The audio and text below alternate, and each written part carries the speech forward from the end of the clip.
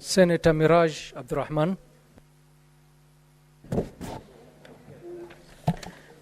Asante Bwana Spika kwa kuweza kunipa fursa hii na mimi nichangie katika statement iliyoletwa na Senator wa Nairobi, katibu mkuu wa chama cha ODM.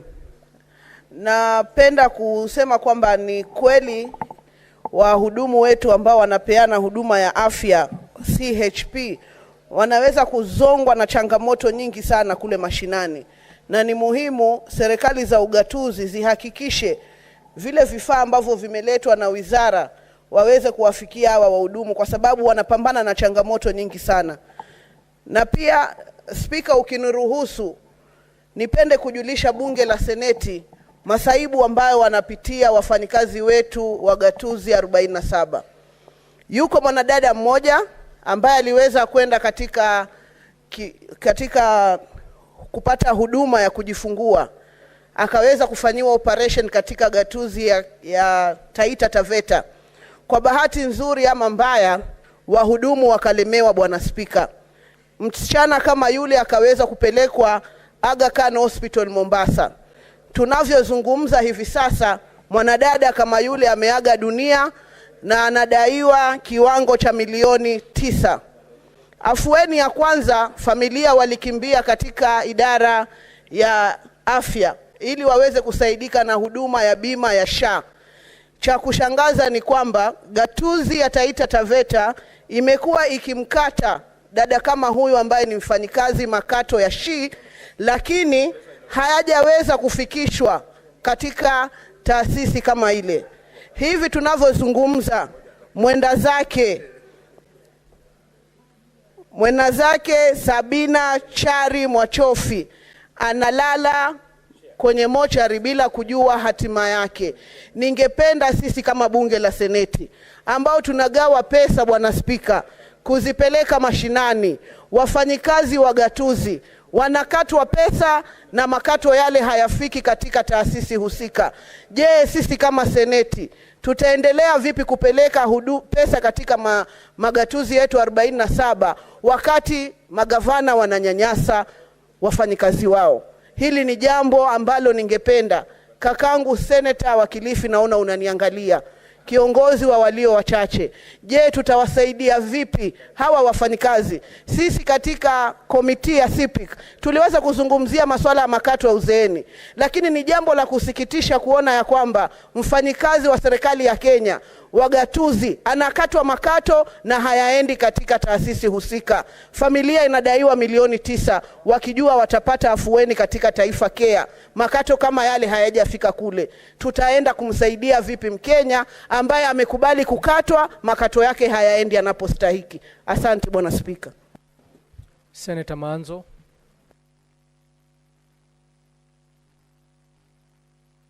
Thank you, Mr. Speaker. Mr. Speaker, I'd like to comment on the statement requested by the great Senator of Embu, Senator Mudigi. Mr. Speaker, the Senator is talking about the poisoning of asbestos in his county, and where there are quite a number of public schools and public institutions which still have the asbestos roofing. Mr. Speaker, I would like to comment that asbestos is very poisonous, and the sort of the fine dust from it, when it accumulates in the matter, becomes fatal. And therefore, not only the people of Embu, but any other place, Mr. Speaker, where there is still asbestos roofing, whether it's private or public, and most of them are public institutions, Mr. Speaker, the country should have taken, and the Special Minister of Environment, NEMA, should have taken the first initiative, and even the Minister of Housing, Mr. Speaker, to remove all these asbestos all over the country. Mr. Speaker, what has happened in the United States of America, where all this has been eradicated, anybody with asbestos poisoning has gone to court and have been awarded hefty amounts of money to compensate first for their life, because once affected is a sure death, and also to make sure that no one is dealing with asbestos at all in the United States of America. So I think Kenya should emulate and do away with asbestos everywhere in the country as quickly as possible. Mr. Speaker, when I was a member of Parliament for Makueni, the first thing I did as an elected member was to get the asbestos in Makueni District Hospital, level 5 now, removed immediately and replaced with the iron sheets. And I think that should follow in the whole country. I thank you, Mr. Speaker. I support. Senator Osotsi. Thank you, Mr. Speaker. Mr. Speaker, allow me to make quick comments on the statement by Nairobi Senator Edwin Sifuna on the community health promoters. Mr. Speaker, I think this is a very serious statement, and I want to request the committee which is going to deal with this statement to take it very seriously, because the community health promoters are doing a very good job in our villages. These are people who know almost every homestead in a particular village. They know the concerns of the people on matters of health.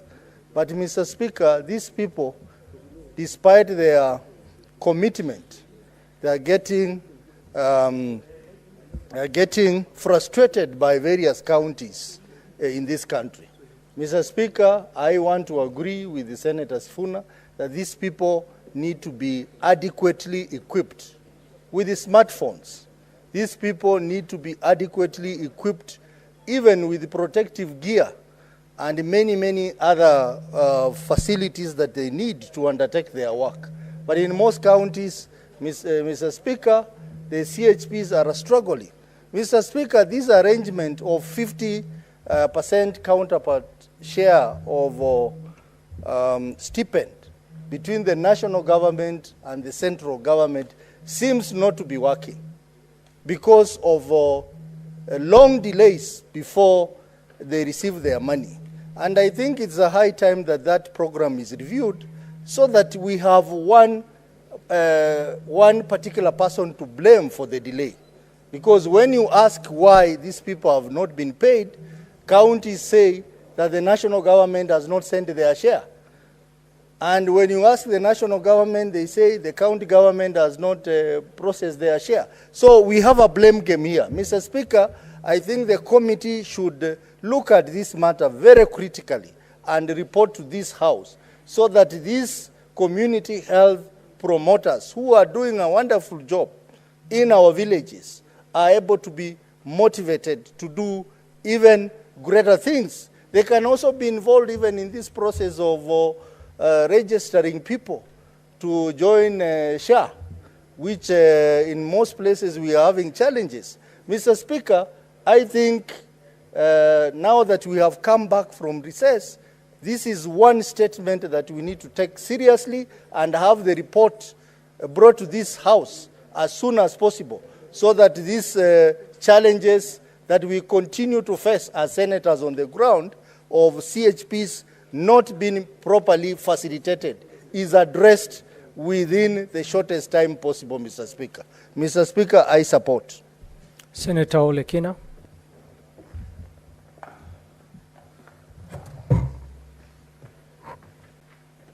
Mr. Speaker, thank you for allowing me to make some brief comments. And I'm going to start with a statement by the distinguished senator from Nairobi County. Mr. Speaker, it is very sad that the Senate does not participate in the budget, in the approving of the budget. Although we spend time and we focus on the budget-making process in terms of giving ideas, a statement like this is something which I hope all senators would really take keen interest in it. SHA alone has been allocated in the 2024-25 financial year about 25 billion shillings. And for Senator Sifuna to come and raise a statement and say that CHPs are not getting their money, it shocks me as to why we should give a new entity such a huge budget, yet people down there who are supposed to be doing the registration are not getting the money. They're not being paid.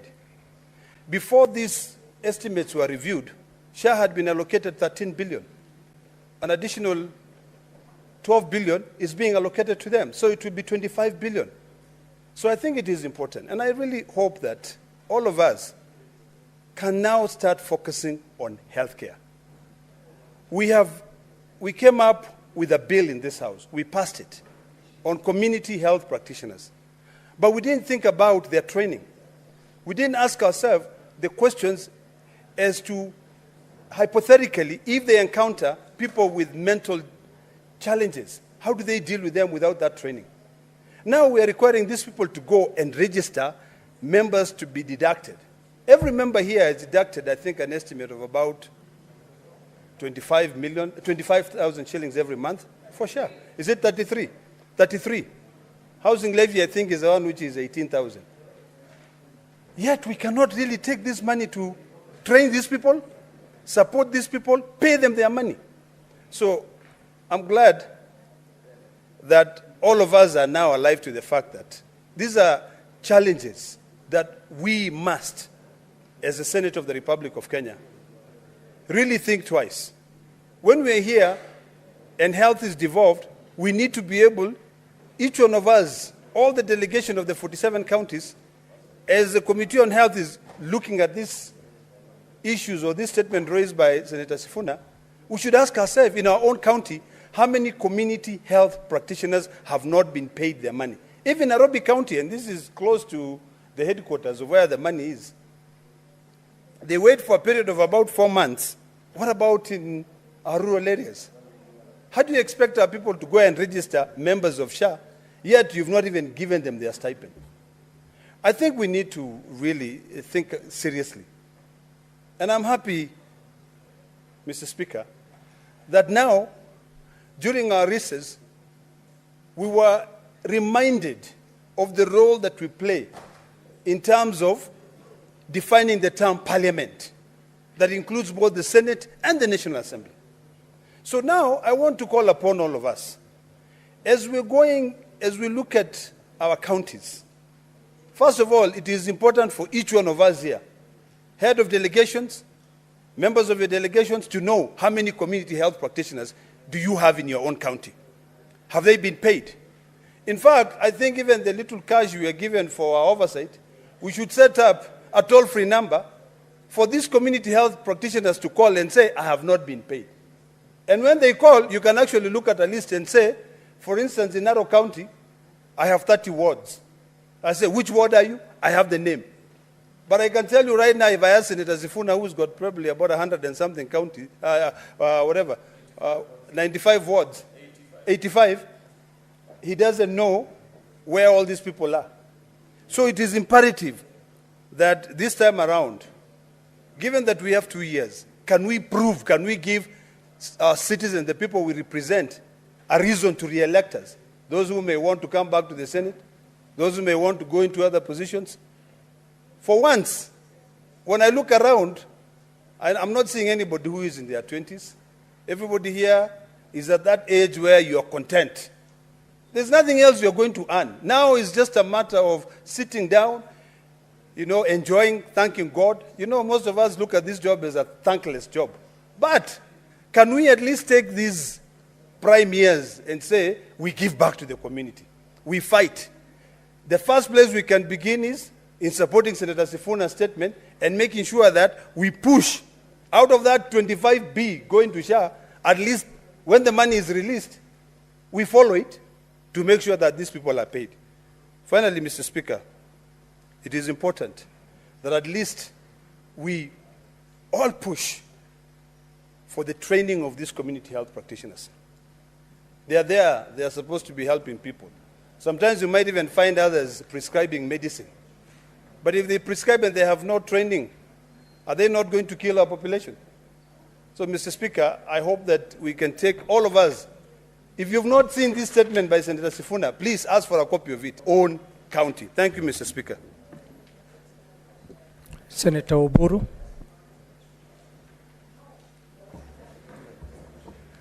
Yeah, thank you, Mr. Speaker, sir, for the opportunity. Mr. Speaker, I want to comment on a statement sought by the Senator for Nairobi, Senator Edwin Sifuna, on the community health, you call them community health workers. Mr. Speaker, sir, these are very, very important stuff in the public health. Mr. Speaker, the concept of equipping these people was developed sometimes in Bamako in Mali, where the international community sat and developed a concept which was giving power to people in the primary health care in the rural areas. It now came to the cities later, like Nairobi now has those primary health workers, and the primary health workers are the ones who deal with the people right from the beginning. When somebody is sick, is having drugs which are not necessarily prescriptive by the doctors, it is these people who handle them. And Mr. Speaker, it is very sad that these people sometimes don't get the necessary content in the drugs that are given to them to help the people at that primary level. And it is important that the committee investigates this matter thoroughly and gets to the bottom of it and finds out the whole process, the whole chain, and also the reasons why these people are not getting the drugs in time. Sometimes it is the relationship between the county and the national government who supplies. And sometimes the delays are because the counties have not paid. But even if the counties have not paid, I think it is important that a system of credit should be developed so that the supplies to these primary health care people at the grassroots is not affected by the bureaucracy of supply of drugs. Therefore, want urge the committee investigating this matter to investigate it thoroughly and give us a report back on this issue of the primary health care. Mr. Speaker, that is all I wanted to say. Thank you. Thank you, Senator. Senator Wafula. I want to support. Asante sana Mheshimiwa Spika kwa nafasi hii kuhusiana na michango ya maseneta kuhusiana na hoja tofauti tofauti. Mheshimiwa Spika, hoja ambayo mwenzangu Mheshimiwa Sifuna ameibua hapa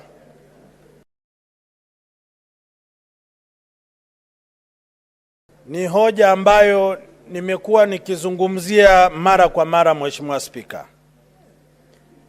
Mheshimiwa Spika, kile ambacho nimeona matabibu hawa mashinani ni kwamba wako na mikoba, wako na simu za rununu, lakini Mheshimiwa, kwenye mikoba hiyo hakuna dawa. Vile vile kwenye mikoba hiyo hamna pesa. Hata kwenye begi hizo Mheshimiwa Spika hazina ala za matumizi kama kupima damu na mambo kadhaa. Na kila ambacho yapaswa sisi tujiulize Mheshimiwa Spika, tulikuwa Naivasha tukijadili kwamba iwapo serikali itaweza kuongeza mgao wa fedha na tukubaliane kwamba fedha hizi either zitatoka kwenye serikali kuu pale ambapo serikali ya Nairobi italipa kwa mara moja, kwa awamu moja, au fedha hizi ziongezwe na serikali za kaunti zilipe wafanyikazi hawa kwa awamu moja. Lakini kile kinachodhihirika wazi Mheshimiwa Spika ni mchezo wa paka na panya, na wale ambao wanaumia Mheshimiwa Spika ni wafanyakazi waliojitolea, lakini wanaongozwa na viongozi dhalimu wasiokuwa na moyo wa utu. Pale ambapo wahudumu hawa wanapodai mishahara, wanaambiwa hata hatuku kuajiri, hakuna mkataba kati yetu na nyinyi. Tunawafanyia tu hisani kwamba nyinyi ni watu wa kaunti zetu. Sasa kando na kudhibiti mfumo wa kulipa mishahara, lazima kuwe na mikataba mahususi ambayo itatia either serikali za kaunti kuwajibika ama serikali za Nairobi kuwajibika, ili watumishi hao wa kaunti zetu waweze kudumia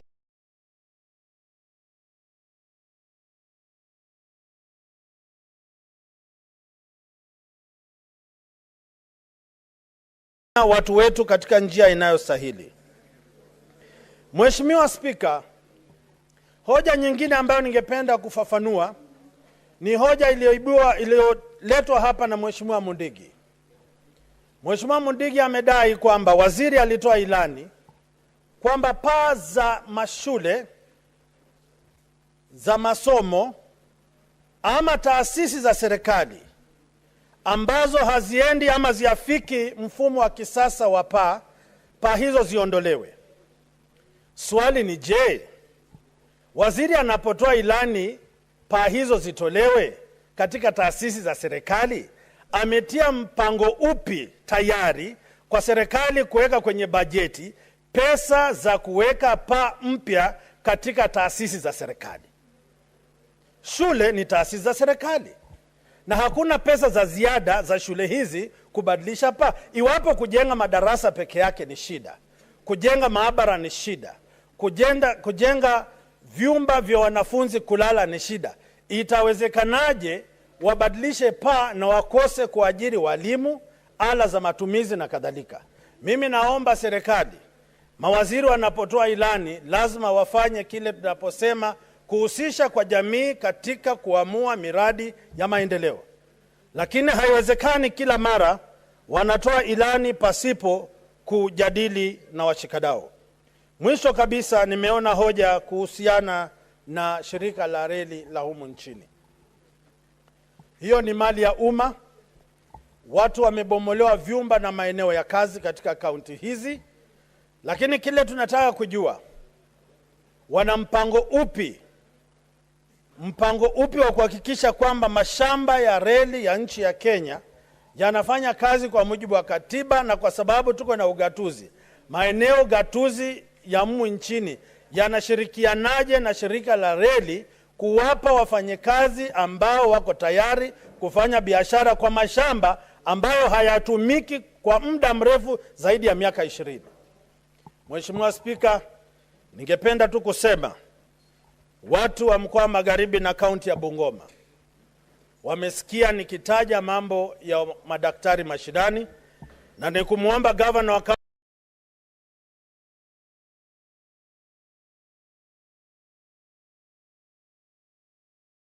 kaunti ya Bungoma kwamba tunapozungumza hivi jiandae, kwa sababu tunakuja kuwatetea wafanyikazi wetu, tuhakikisha mishahara wamelipwa kwa wakati unaostahili, mikataba inapeanwa, na vile vile mazingira mazuri ya kazi katika kaunti ya Bungoma.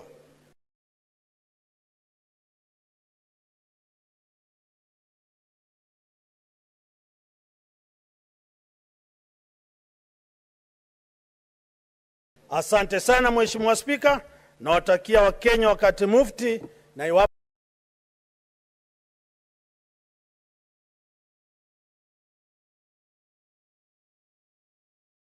wanatetesi tuko tayari kuwapigania. Asante Mheshimiwa Spika. Asante Senator. Senator James Murango.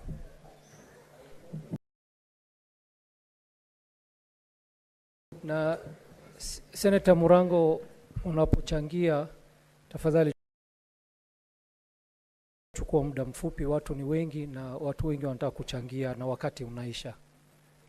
Asante sana Mstahiki Speaker, nitakuwa mchache wa maneno na mzito kwa hoja.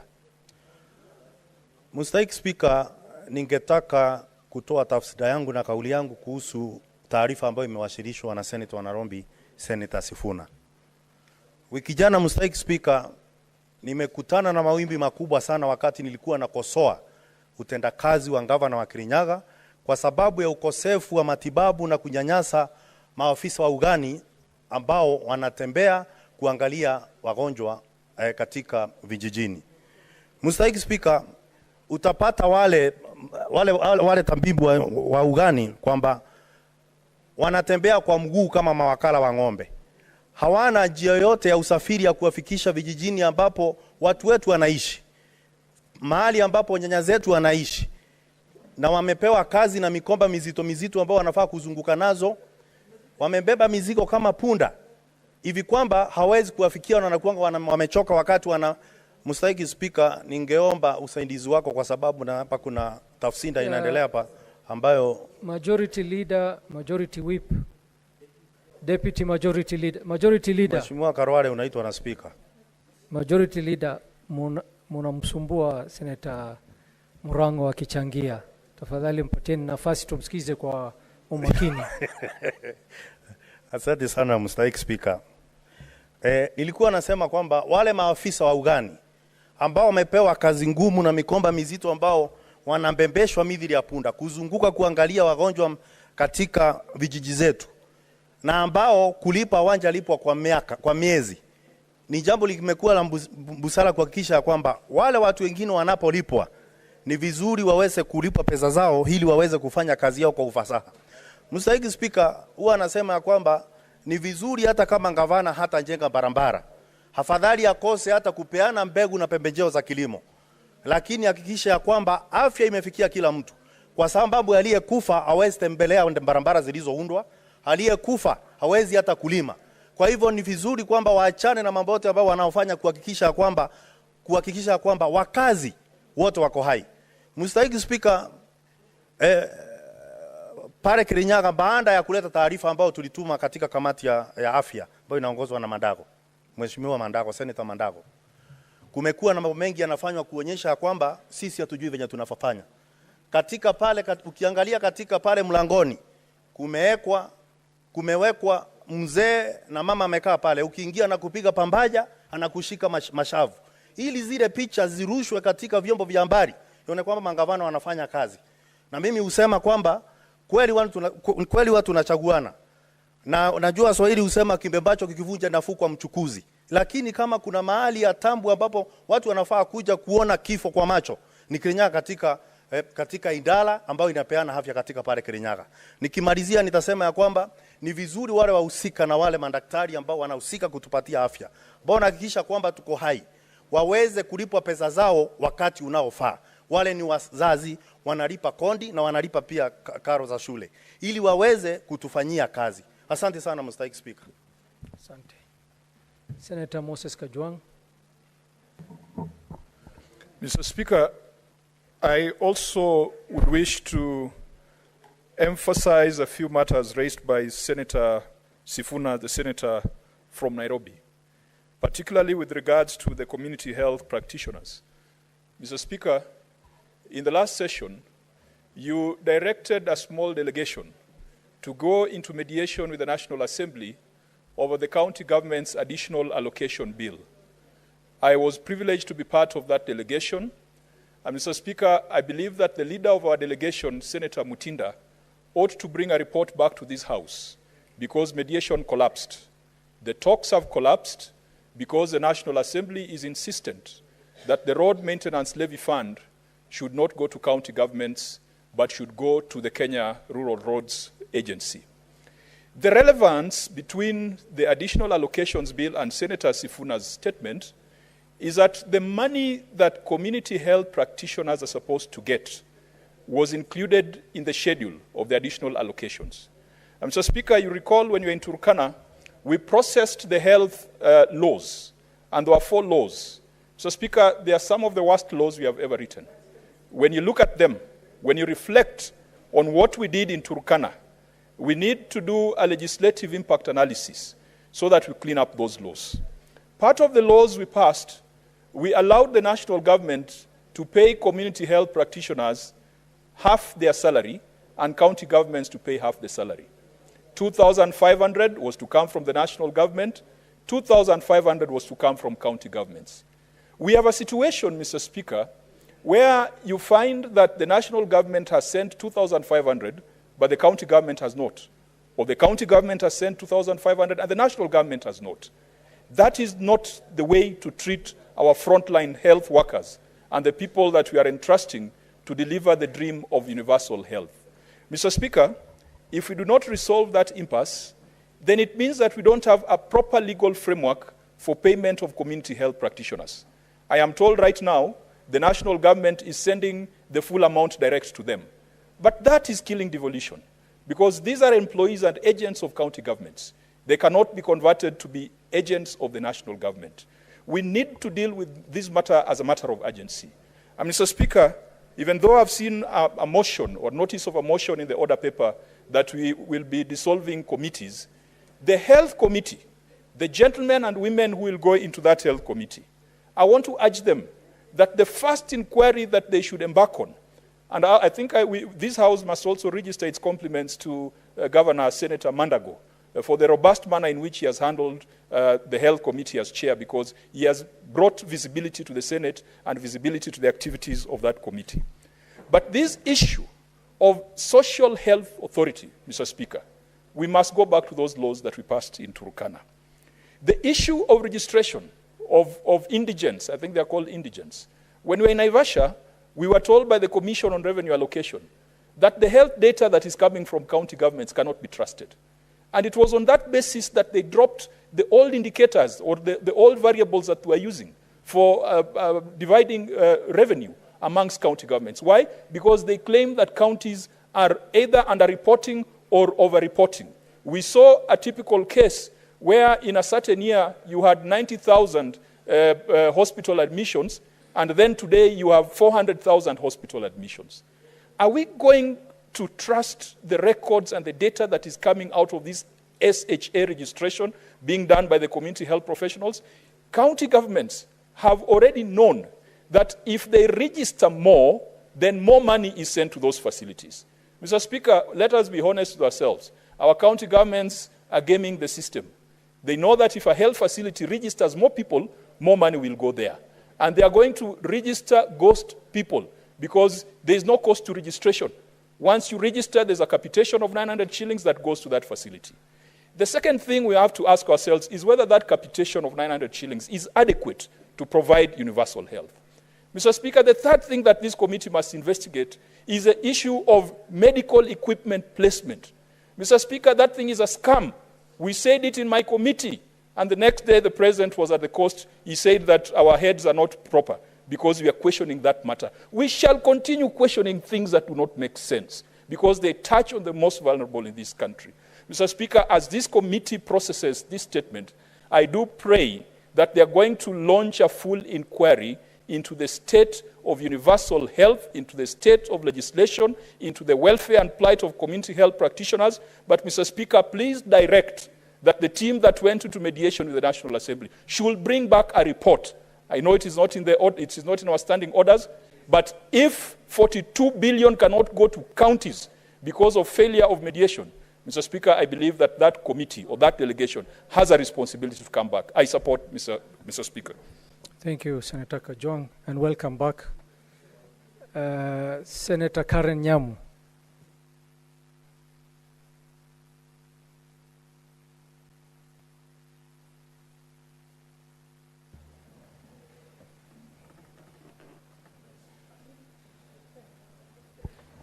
Oh, will you? Oh, it's on now, Mr. Speaker. Thank you, Mr. Speaker. I want to thank my head of delegation, Nairobi delegation, Senator Sifuna, for bringing this very important statement before the floor of the House. Last year, Senator Sifuna did convene a meeting of 1,000 towards the end, during the recess, towards the end of last year, in the December holidays. He did convene as part of our Oversight, Nairobi delegation Oversight program, a meeting of 1,000 CHPs from Nairobi County, where we got this very key feedback, very shocking feedback, actually, Mr. Speaker. The CHPs are operating without the phones that have the latest technology. They're doing very key role to register even the share of the people in the ground using very poor facilitation if what the phones they're using is anything to go by, Mr. Speaker. The mood of the country right now is to embrace universal health care. And that should be reflected in how we facilitate, in how we empower our CHPs, Mr. Speaker. We cherish the work that they do, bridging the gap between the ground and the health facilities and the health institutions and the health care providers, Mr. Speaker. I want to urge the committee, the health committee, as they investigate what Sifuna has presented, to come up with proposals that are going to empower this very key component of universal health care. 107,000 in the country, 7,800 in Nairobi, doing a very key role in the health sector. Mr. Speaker, find ways and propose ways where we can empower them so that this key role is effectively done, Mr. Speaker. Thank you. Senator Eddie Okech.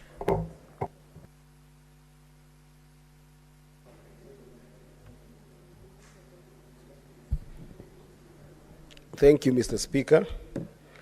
Mr. Speaker, the issue of community health workers, I think that we as a House must pronounce these community health promoters as at-risk population. I think that when we use very palatable and educative terms like what Senator Ofoma Bay has used, and you say they are frontline, workers, health workers, then it sounds really beautiful. But I think that we need to call them an at-risk population. And this is my reason, Mr. Speaker. Mr. Speaker, I want you to picture a community health promoter who every single day has to go to a house to go and check on a TB patient that they don't know as TB, or any other infectious diseases that they might interact with these different patients that they don't know are patients. Because the way this happens, Mr. Speaker, is that they are the first people to engage our people on the ground without capacity to, number one, detect any kind of diseases that the people they're interacting with might have. Number two, they don't have any kind of protection on themselves. Mr. Speaker, today if you walk in a hospital and got any basic nurse, they will have some basic equipment before they handle a patient. We are assuming the way the community health promoters have been taken in this country, Mr. Speaker, the assumption is very fundamental. The assumption is when they go to check on our people, most of them will be in good health. But the reality is, majority of community health promoters who end up going to interact with our people are interacting with sick people, with communicable diseases and infectious diseases that they don't have control over. If they're not protected enough as frontline workers, health workers in this country, Mr. Speaker, it is a very sad state of affairs.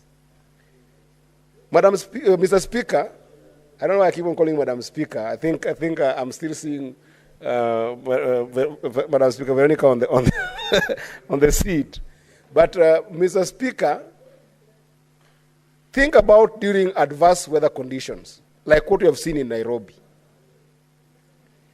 I have seen a situation where the Senator of Nairobi, as well as myself, the Senator of Migori, being confronted by community health workers who have to go through floods, barefoot, to go and help people. And, Mr. Speaker, the cost of gumboots in Nairobi is just 700 shillings.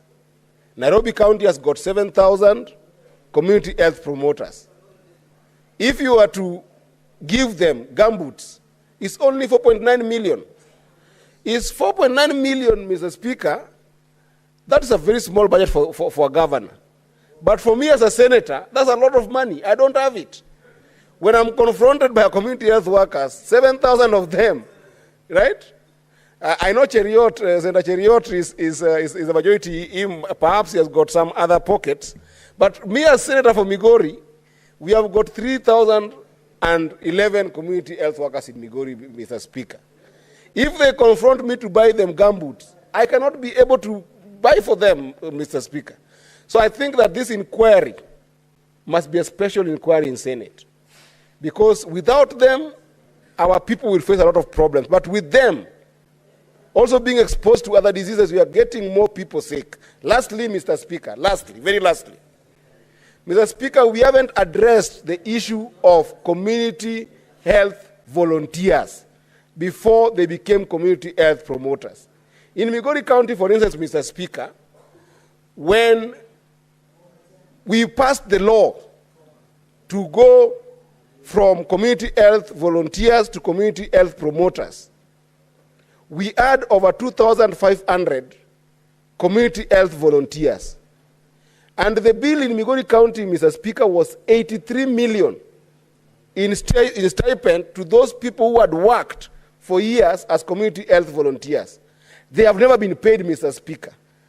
I think that as a House, we must, just like we have been fighting for councillors to get their compensation and any other people who have worked in this country without ever getting their fair share of their service, we must work hard and make sure that community health volunteers who were there before community health promoters are also given their money and they are paid their dues because they served and they served diligently. With that, Mr. Speaker, I support and I hope that the committee will put a proposal to actually lead to a proper inquiry into this issue of community health promoters. I thank you, Mr. Speaker. Thank you, Senator. The last two speakers, because of time, will be Senator Kisang on this side and Senator Minority Leader on this side.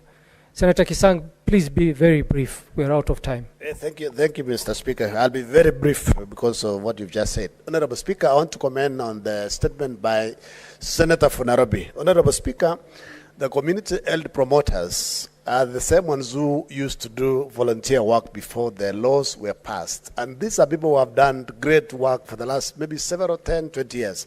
And Honorable Speaker, if you talk to them, most of them are suffering because the governors, the county governments are not paying them the 2,500 stipend every month. But luckily, at least they are getting the one from the national government regularly. In fact, I interviewed a few of them during the recess, and they are getting from the national government, but the county governments, they delay as far as even 4 months, Honorable Speaker. Honorable Speaker, we would also maybe propose that the county governments attach this particular community health promoters, Honorable Speaker, to a particular health facility, maybe a dispensary or a health center, or even a level 3 or level 4 hospital, Honorable Speaker, so that in between, maybe regularly they get trained, because we are also saying they have not been exposed to training, so that, you know, when they get some emergencies, they have some basic trainings, Honorable Speaker. Honorable Speaker, even as this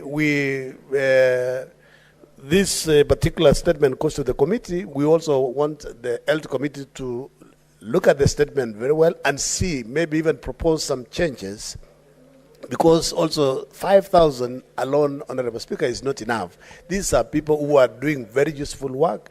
If they get basic knowledge, so that, you know, they can also help in preventing some common diseases, Honorable Speaker, this we could increase the stipend to about 10,000 so that they can move around. In fact, what Senator Eddie said is to give them gumboots. In fact, we need to propose, Honorable Speaker, if possible, a cluster of them within a particular ward. The governors can buy for them motorbikes so that it's easy for them to move around, and give them resources for fuel so that they can reach our people in good time, and also assist if there are any emergencies. Honorable Speaker, I submit, Mr. Speaker. Minority Leader.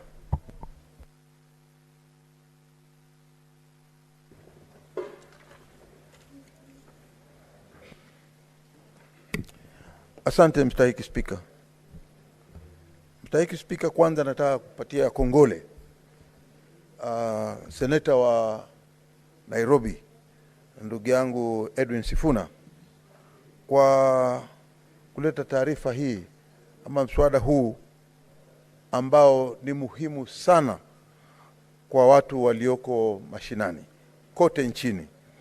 Bwana Spika, tukiangalia kitu cha kwanza ni kwamba hoja hii nikiunga mkono kwa dhati ni kwa sababu ya kwamba wale wanaofanya kazi katika vijijini ni watu muhimu sana, na inatakikana kwa ukweli waangaliwe na zile kaunti wanazotoka. Bwana Spika, ni jambo la aibu kuona kwamba hapa Nairobi, ambapo ni jiji kubwa, jiji letu la hapa Kenya, leo linaweza kuwa na watu wanaojitolea kufanya kazi katika community ama katika jamii, ili wakiwa wamejitolea namna hiyo ni kwamba wao pia lazima waangaliwe kwa uangalifu. Lakini tukisikia kwamba hawaangaliwi, leo watu wanaenda na miguu kavu, yaani yale maguu yao hayavai hata zile tunaziita za kuvaa kama slippers, ama sijui tunaita unaweza kuziita namna gani, lakini vile viatu ambavyo zaidi sana ndugu zetu wa Kikamba huwa wanavaa za mpira, ni kwamba akala, ama zinaitwa kwa jina la I think la Kijaluo zinaitwa akala. Sasa ikiwa wanatembea na viatu kama hivyo, ni watu ambao hawana gumboots kama alivyosema katika taarifa yake ndugu yetu katibu wa chama cha ODM na ndugu yetu Sifuna, ni kwamba ikiwa hali kama hizi, hali tetesi kama hizi, hawa watu wana dalili za kwamba wanaweza kupata ugonjwa wakati wowote, ama wanapata magonjwa na alafu hawana njia za kwenda kuona kwa daktari, kwa sababu hata hii insurance inaitwa SHA ama SHI haifanyi kazi ama haitambuliwi. Bwana Spika, sisi wenyewe tukiangalia upande wetu wa huko nyumbani Kilifi, tutaona ya kwamba kuna jiji kubwa kama la Mtwapa, jiji kubwa kama la Malindi, jiji kubwa kama la Mariakani, Kaloleni na miji mingine kama Kilifi Town. Bwana Spika, kuna watu pia wamejitolea, na ingekuwa umuhimu zaidi zile serikali zetu za ugatuzi ziweze kuwaangalia hawa wanaofanya kazi ya kujitolea ama wanaofanya kazi katika jamii, ili waweze kuona watapata faida gani, ili wakiwa wanajua kabisa kwamba wanaangaliwa vilivyo kiafya wakati wote wakiwa ni wagonjwa. Hususan tunasema ya kwamba wao wanaweza kupewa vifaa vya kufanyia kazi, sio vile ambavyo wananunua wenyewe alafu wanajitolea. Miaka mingi iliyokwisha tunajua kuna kina mama walikuwa wanazalisha watu, wao walikuwa si madaktari kama Dr. Khadwale. Ndugu yetu Dr. Khadwale anaweza kutueleza kabisa ya kwamba katika miaka ile iliyokwisha tulikuwa na kina mama ambao walikuwa ni wale wanaitwa wakunga, wazalishaji wa kina mama. Si lazima watu waende hospitali, na walikuwa experts. Kulikuwa hakuna haja ya kukatwa, sijui unakatwa inaitwa cesarean, hakuna, lakini walikuwa wanazalisha, na si kila mama alikuwa anaweza kwenda hospitali kuzaa. Watu kama wale walikuwa wanaangaliwa na zile maeneo wanaoketi ya munispa, walikuwa wanaangaliwa na wanalipwa. Kwa hiyo tunataka jukumu kama hilo pia liweze kutekelezwa kiukamilifu zaidi katika serikali zetu za ugatuzi.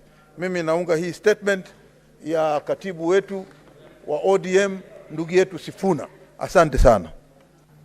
Senator Mofire. Honorable Speaker, for capturing my Honorable Speaker, I want to start from the onset by congratulating Senator Sifuna, because he has brought up very critical point in this arrangement. And I think, Honorable Speaker, because this matter might be referred to the Committee of Health, committee should make sure that this matter is replicated in all counties, because this is a very crucial aspect that has been initiated in our counties, Honorable Speaker, But counties have not been able to make sure that these people are endowed with resources that are required to make sure that they work efficiently, they work effectively, and in a very good environment, Honorable Speaker. This is a brilliant idea because these are the people who are down to the earth and they are reaching to every patient at home. But I think the counties must move with speed and make sure that they equip this team so that maybe they can be able to realize the aim of having this team on the ground. So, Honorable Speaker, I think because this matter might respond to the Committee of Health, the committee should move with speed and make sure that this matter is investigated across the country so that we can have all those the CSVs being equipped, being given the necessary equipment to make sure that they realize their goals as a team. Thank you, Honorable Speaker. I support. Senator Onyonka, Richard. Thank you, Mr. Speaker. My words will be very, very short because I know we've run short of time. I just wanted to reiterate what my colleagues have said, Mr. Speaker. And sometimes these are the contradictions in our country that when you look at and evaluate what we're doing, that which that is significant and that is substantive, that needs to be done quickly to support our poor people, make sure that the health services improve and they succeed, then we don't pay the service providers. But the money that is supposed to be given to these service providers, you find goes into something which now is producing a lot of noise, which now has produced a lot of questions, which now the Auditor General has already pronounced themselves that we are having 46 billion shillings where we are buying treasury bills. And yet the money for the community health workers, which is about 6 billion shillings, could easily have come out of that. And that is the point, Mr. Speaker, I would like to emphasize. Can we start looking at the prioritization of the issues which are affecting our people and begin to spend money there? Right now, our people don't want houses. They want medicines, water, and food. Let us concentrate on agriculture. Let us concentrate on provision of water and the health services, Mr. Speaker. Thank you. Senator Cherargei, Samson. Mr. Speaker, you need to protect me from the majority whip. Mr. Speaker, I want to just comment on two statements. One is on the issue of Kenya Railways.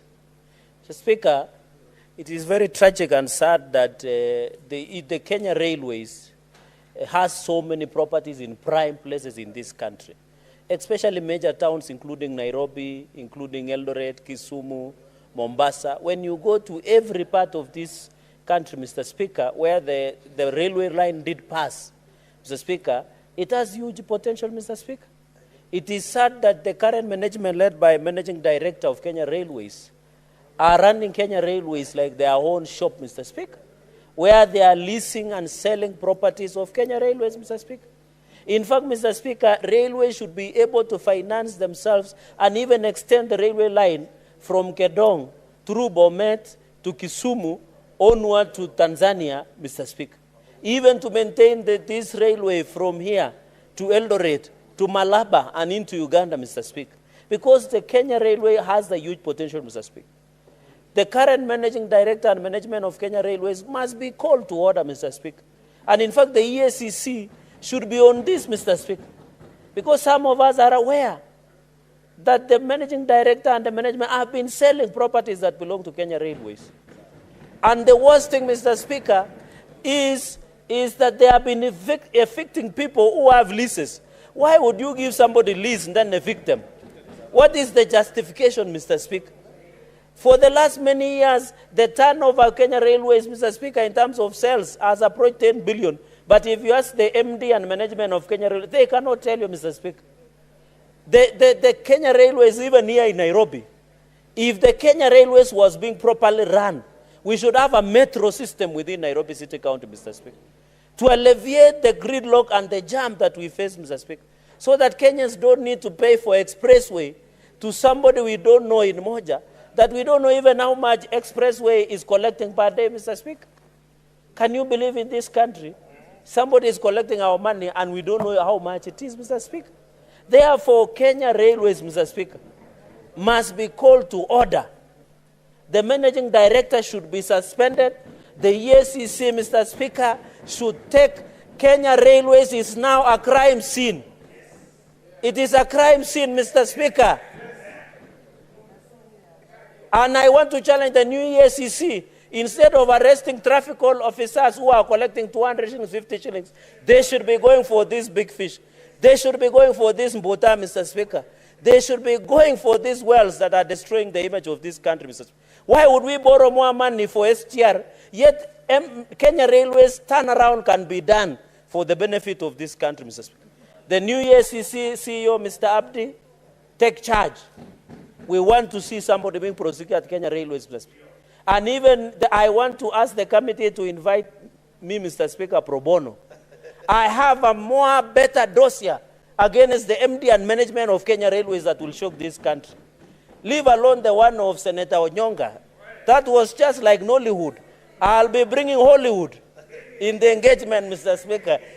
Mr. Speaker, secondly, on the issue of Senator Sifuna CH fees, community health promoters, I want to thank the President and the Council of Governors for stepping in, Mr. Speaker. I think as a country, we should move in for preventive and promotive health care in this country. What Senator Sifuna has raised is of great concern, that we need to properly remunerate, give the CHPs capacity, so that as they go through villages, as they go through Iya Mukuru Kwanjenga, Kibra, Mr. Speaker, in Kapkeben, where I come from, in Homa Bay, in Mombasa, Mr. Speaker, so that we can be able, if we remunerate, Mr. Speaker, give capacity to CHVs, Mr. Speaker, we can even prevent what we call mpox. Because if we ensure, and chikungunya, there was another disease that is in Mombasa called chikungunya. I don't know whether that's the correct statement. It's chikungunya. We can use, Mr. Speaker, those CHVs. Mr. Speaker, I was with you in Mandera, and you could see communities like where we were in Mandera, your county, in Wajir, Mr. Speaker, and I hope going into the future, Senator Cheruyot, Mr. Speaker, the majority leader, I wish he was listening.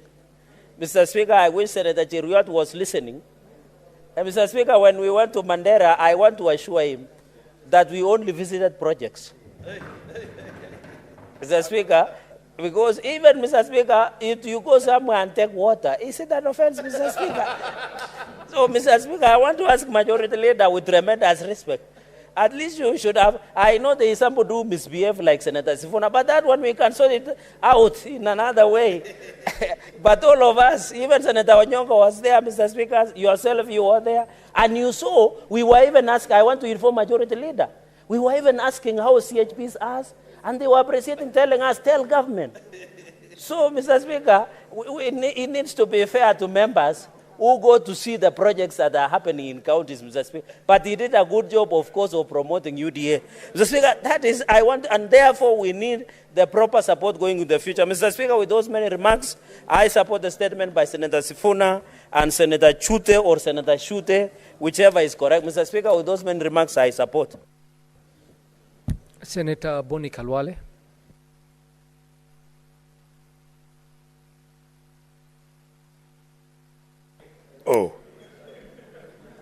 Thank you. Mr. Speaker, I thank you for this opportunity, but allow me to complain on behalf of the two delegations of students who've been in the gallery and you have not acknowledged them. Mr. Speaker, I think it is discrimination against those schools. Mr. Speaker, I want to compliment the Senator of Nairobi for the way you have demonstrated a serious understanding of a serious medical problem like the one we have in Nairobi and by extension in all the 47 counties of Kenya. My contribution is that the country is starting to wake up to basic needs of Kenyans. Health is a basic need, and it's just not enough when we address the issue of health, Mr. Speaker, to be viewing it through the spectacles of the doctors, the nurses, the professors, and the infrastructure. It is the primary health care that is the game changer in good health.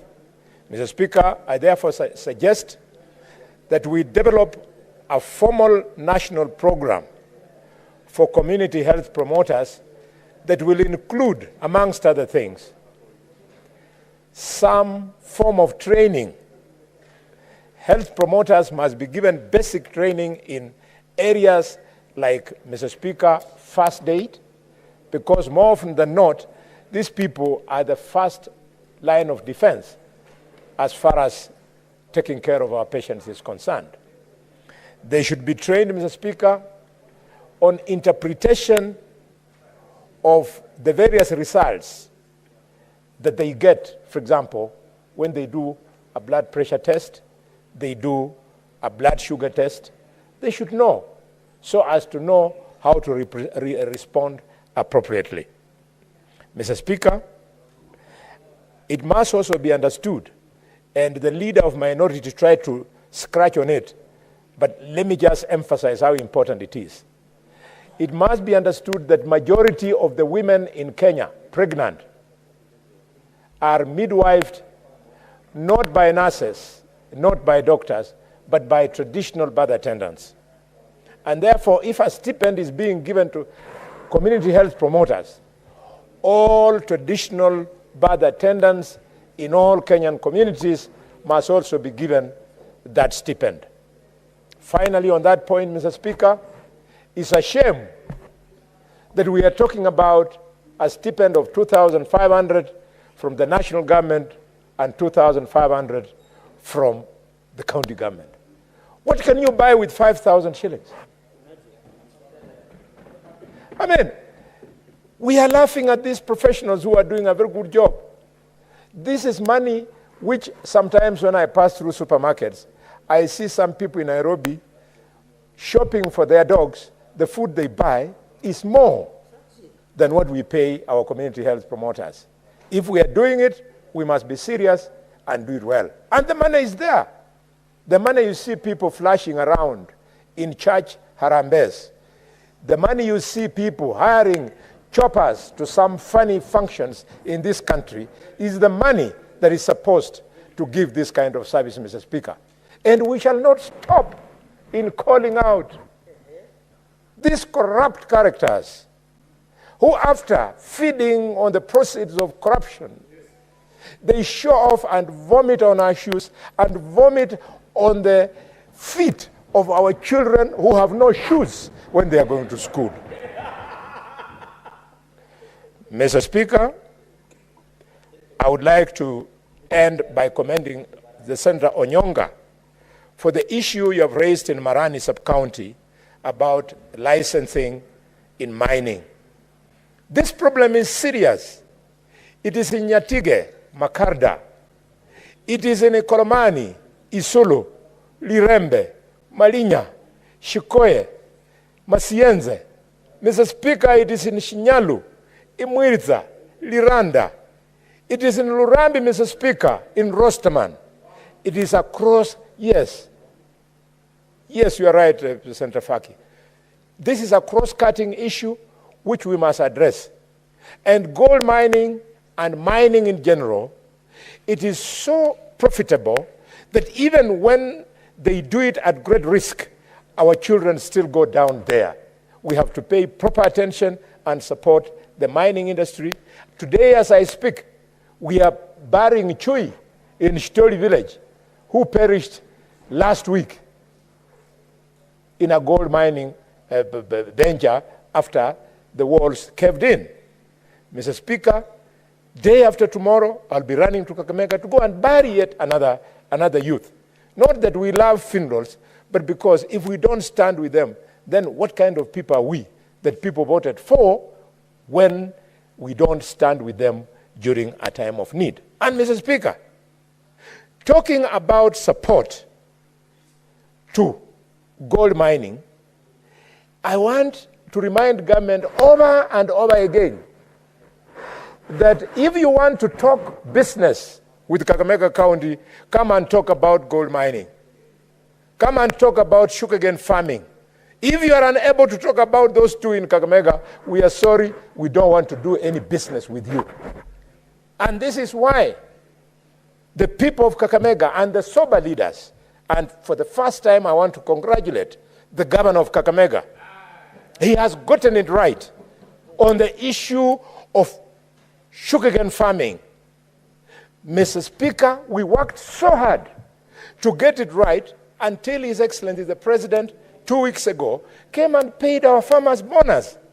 And now, when things were just upright, another character called a receiver manager, in collaboration with corrupt fellows in Kenya Commercial Bank, they then tell Mr. Rai of West Kenya to come and interfere with the smooth running of Mumia Sugar Company by Sarbi. Mr. Speaker, this cannot be allowed.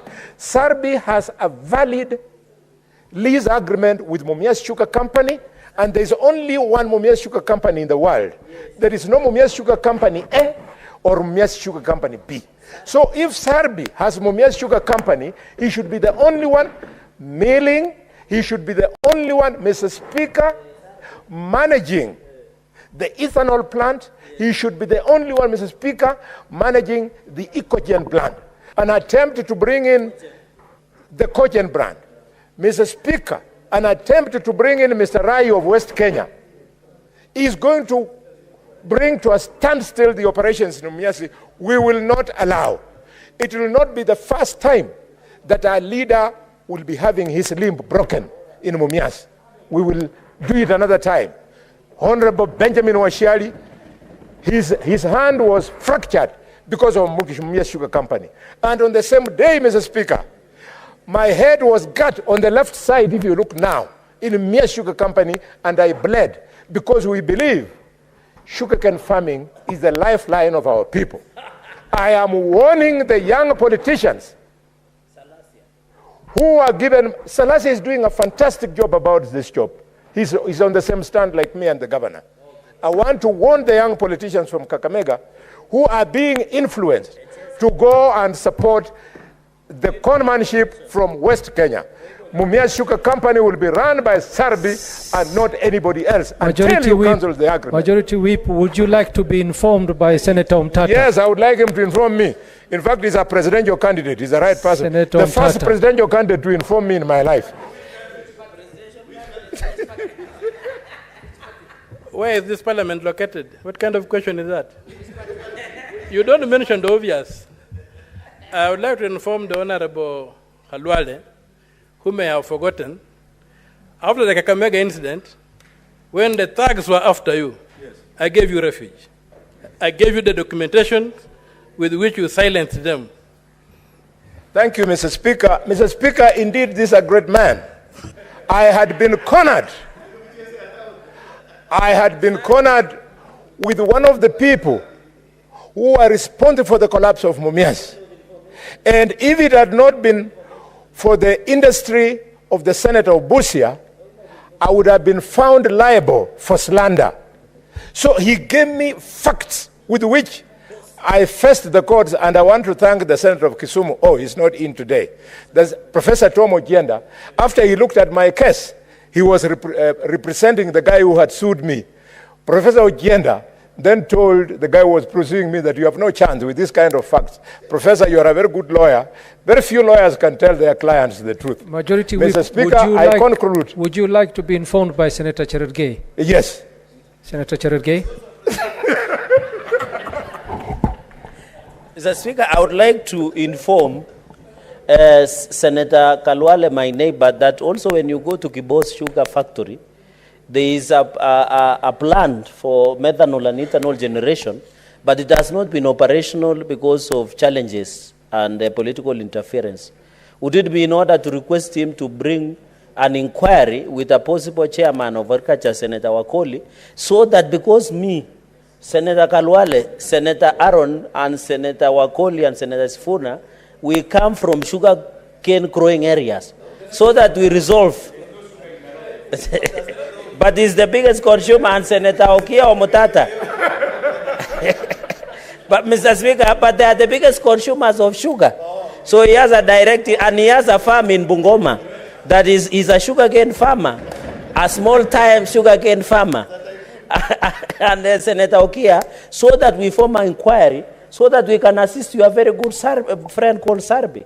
And I'm happy Sarbi is doing a good job in Kakamega and also to you. I thank you, Mr. Speaker. I really appreciate the information. And because of the information, I want to send you the greetings of the people of Kakamega to the people of Nandi, especially Mosop. After we encourage them to grow sugarcane, every Thursday when they come to collect money at Butali Sugar Company, all our alcohol is sorted out, is finished, it is sold out, and the economy, Mr. Speaker. Chair Arge, what's your point of order?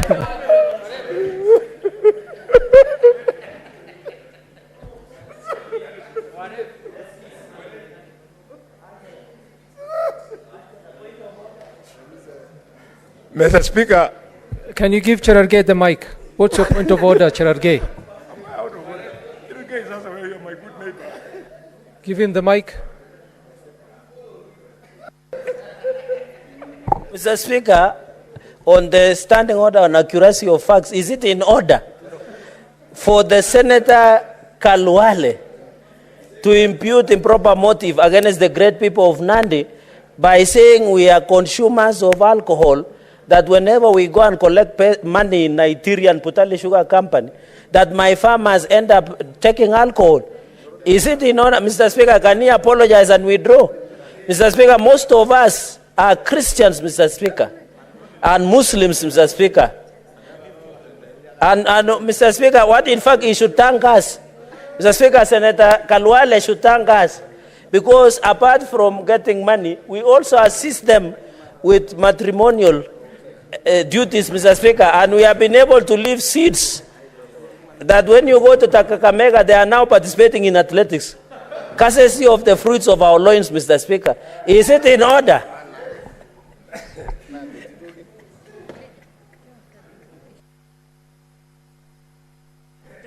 Mr. Speaker, I don't know why the Senator of Nandi was running ahead of me.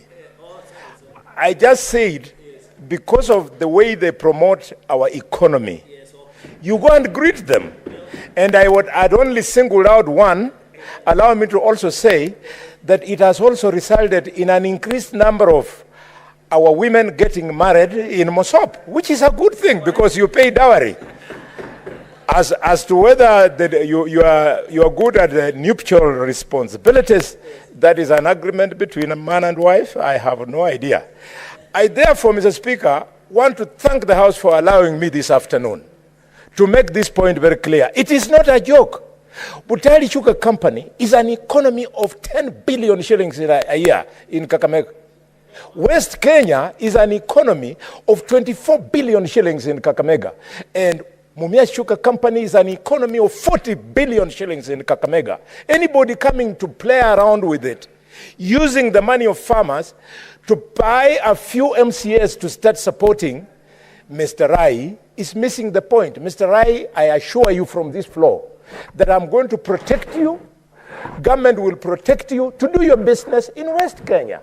Please allow Sarbi to do his business in Mumias. There is no contradiction.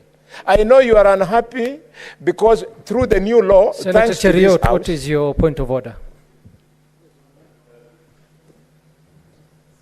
Neighbors. Mr. Speaker, neighbors. I use this one. Mr. Speaker, because my good friend Senator Alwale appears to be fairly knowledgeable in this matter that he is raising, would he perhaps, for the understanding of the rest of us, help explain the intricacies that you are reading about this complex relationship that he's trying to describe? You can see actually he's vowing on one side of his mouth that he will protect Mr. Rai because he's a big investor in his own county, while on the other hand admonishing him not to interfere with the operations of Mumias. What I have read in the papers, and the good majority whip can help us appreciate, is that Mumia's sugar company is under receivership. That the receiver manager has allowed the man is calling Sarai to run the sugar mill. But then they are insisting that because the other two businesses are unrelated to this one, they want to allow another player to run as well. That's what the media is reporting. Could he perhaps help us or even furnish the House with better information? Because we are all interested to see that town of Mumias grow to the levels that it used to be before Mumia Sugar Company went down. And it will be very exciting if actually that region and that industry was to come up.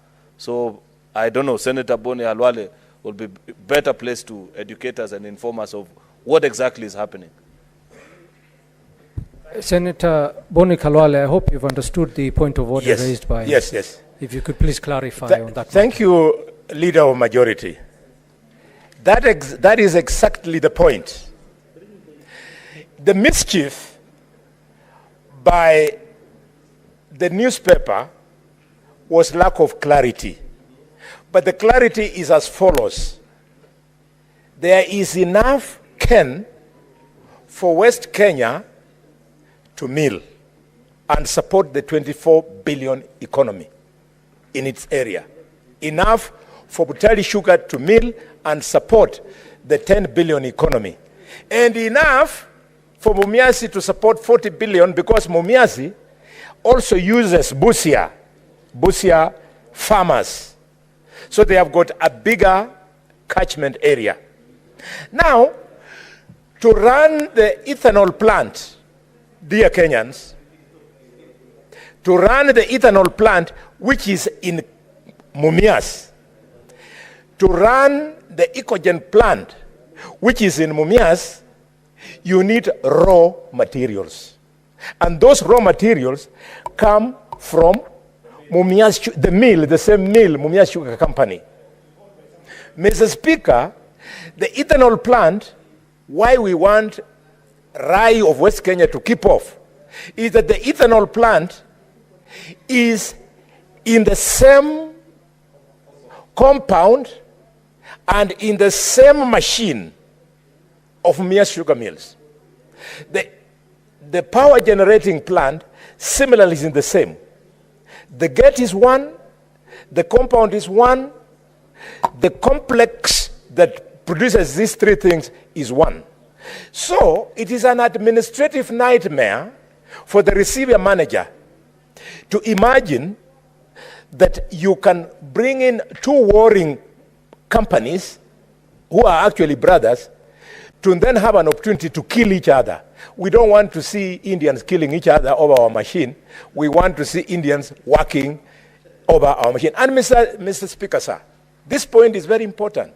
It is not a question of impulse. It's a question that has been subjected to a decision of the High Court. The High Court has found that Rai has no entry point into Mumia Sugar Company because he had claimed that earlier on he had bought the ethanol and the Ecogen plant. So when challenged in court to demonstrate that he bought, the only thing he could show was an agreement. Now, when challenged further, because an agreement can be drafted including on computers and River Road, when challenged to support that agreement with the actual payments that he made, he said he paid the money from Dubai and no evidence of bank transactions, and therefore the court ruled that Rai has no demonstrable interest in that company and therefore ordered that Sarbi of Mumia Sugar Company to now proceed unhindered. So the only thing remaining is for this House to raise its voice, is for the national government to raise its voice so that there is peace in Kakamega. Mr. Speaker, since this problem started around 10 days ago, we have had 4 demonstrations by farmers who are pushing what I'm saying, and one occasion by MCAs who are carrying twigs. but they were chased away like dogs. I don't think they will try again. So, leader of majority, it's now clear, and it's good for Kenya. You know why? Mumia Sugar Company in the last 12 months produced 100,000 tons. In the process, Kenya, which was being faced with a sugar deficit of 200,000 metric tons, Mumias by itself, 50% of that shortage, it cut it off. And therefore, Mr. Speaker, the other factories then contributed to the extent that we have not imported sugar this time. So it is not something you can interfere with. And what's more, West Kenya Sugar, Mumia Sugar Company, on Thursday, pays 194 million shillings to our farmers per week, every Thursday. You want me to keep quiet? So that people who receive 194 million shillings in Kakamega can be shortchanged due to the greed of Rai. We know Rai.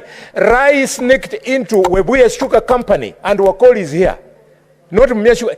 He sneaked into Pan Paper and cheated that he would revive Pan Paper. Today there is no Pan Paper. It is now being used. It was used shamefully last year for the fake fertilizer as storage.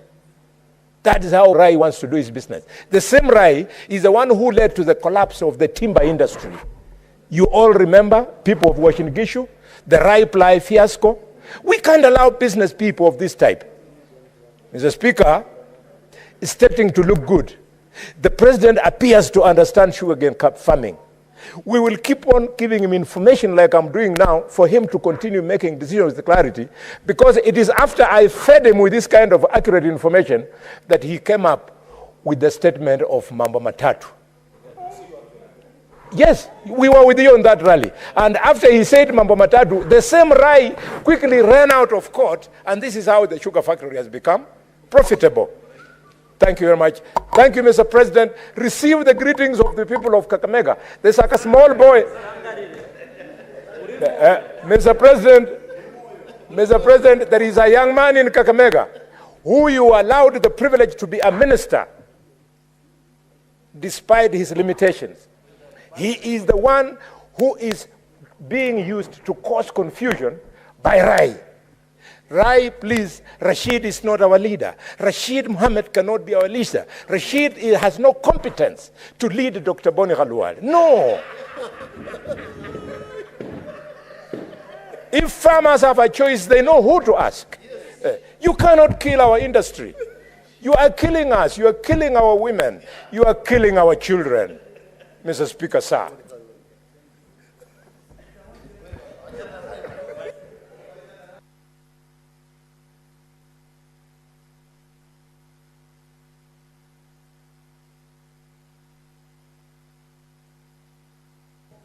Senator Keroche Tabitha.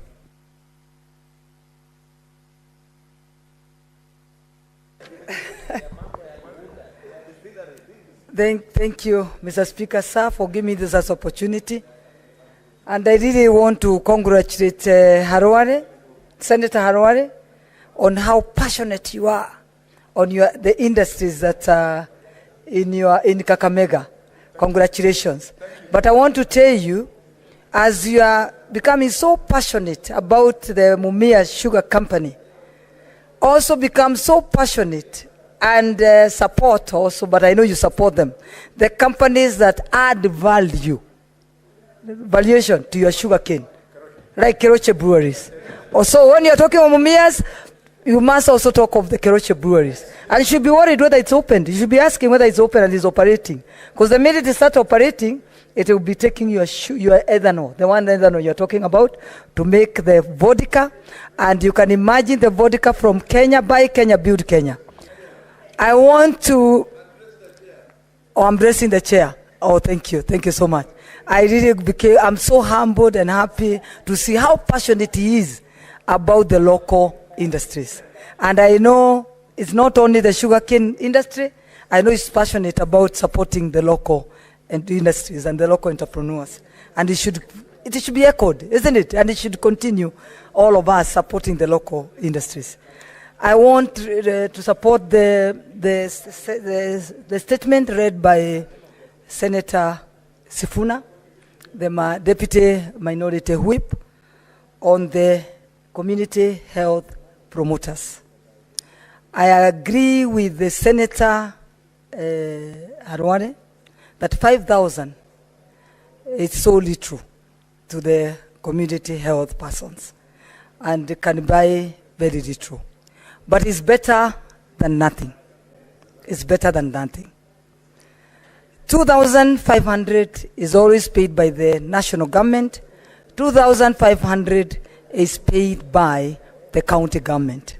Mr. Speaker, sir, in Nakuru County, the community health promoters have not received their share, the 2,500 from the Nakuru County government, for the last 6 months. You can imagine how they are struggling. They are dying because of poverty, because they are not being supported by the county government. I really, as there's somebody who said, I think it's Senator Kajwang, the way the Committee for Health have done a good job. I've seen them fight also when we were crying for the War Memorial Hospital to be reopened. I know the Committee for Health were in the forefront to ensure that that hospital was opened. And I want really to thank the senators who supported that with the Committee of Health, because that hospital now is opened. All what we are waiting for now is to start, the way it can start receiving the public. This can be open doors to the public, but at least it's open. The investors are in to ensure that it will be back to normal, and then the public of Nakuru and the surroundings can start now enjoying the services that are offered by the War Memorial Hospital. But this statement or this petition should be given to the Committee for Health, so that the first question is to ask why the county government of Nakuru has not paid the community health persons for the last 6 months. That is killing them, ensuring that they are demotivated even to do the work that they are given. And I know, I've been talking to them, they keep on begging even money even to buy little things for their family because they cannot afford. So Harwari was talking of 5,000. Our Nakuru County community health promoters have been receiving only the 2,500 from the national government, and I think it's a shame, because they are supposed to get the other 2,500 from the county government. So that will be one of the questions that we'll be asking the committee, to ensure that they call the county, our governor, to come here and to respond to them and to ask her why our community health promoters have not been paid for the last 6 months. That is killing them when they are still alive. Thank you, Mr. Speaker, sir. Thank you. Senator Joe Nyotu.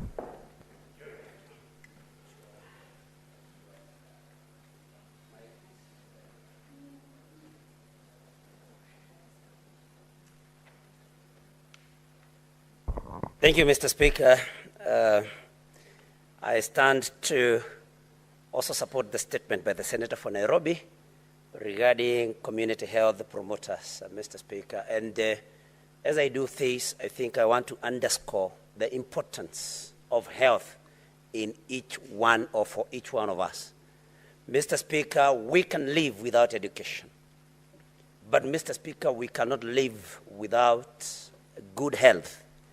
That is why matters health. And again, this being the house that oversees devolution, and health being a devolved function, Mr. Speaker, we must be very keen on matters health. Mr. Speaker, these community health promoters are the people that reach our constituents in the farthest of our counties, Mr. Speaker. They are the people that teach our communities about health. They are the people that check on the nutrition of our people. They are the people, Mr. Speaker, that provide provide basic health education, Mr. Speaker, to our people. So these are servants that need, whose welfare need to be looked into with a lot of seriousness, Mr. Speaker.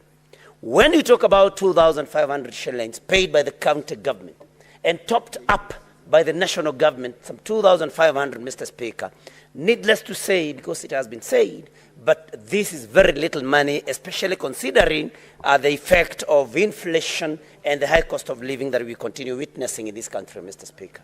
So I think it's important that when we enhance this particular stipend, both by the county and the national government.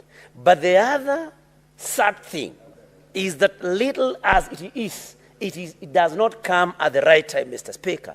I have had an opportunity to talk to CHPs in my county, and the county stipend comes. If it gets late, maybe 2-3 months. But the stipend or the top up by the national government, Mr. Speaker, sometimes is delayed to over even 6 months. And this is something that we need to look at, even as we congratulate the government for having accepted to be topping up this particular stipend, Mr. Speaker. Mr. Speaker, this particular group of people sometimes do not have the gadgets that they need. Because, of course, we are going digital in everything. Sometimes you'll meet them and they tell you they do not even have batteries for their gadgets, Mr. Speaker. And I think we need to call upon all the county governments, 47 of them, that they should not only pay the stipend of 2,500 shillings per month in time, if they will not enhance it, but they should also provide the important gadgets that this particular group of people or group of workers use in their day-to-day business, Mr. Speaker. And, Mr. Speaker, I think we should also propose, and when the committee sits down to look into this, I've been a member of the Health Committee, but, Mr. Speaker, of course, because of political expediency, I believe I'll not continue being member in that particular committee. We have been very keen on this matter as a committee, Mr. Speaker. And one of the things that we should also look into is how we can train these community health promoters, Mr. Speaker, in order for them to even be more equipped with knowledge in matters health, Mr. Speaker. And once, if and when, then we train them, we should be able to enhance their stipend, if not pay them a salary. Mr. Speaker, I think I don't have your protection. I think I'm talking to myself. But, Mr. Speaker, I want to submit that this is a statement that needs to be supported by all of us. Thank you, Mr. Speaker, for the opportunity. And I believe that when the Committee on Health sits, it will take this matter very seriously and give it the priority that it needs. Thank you, Mr. Speaker.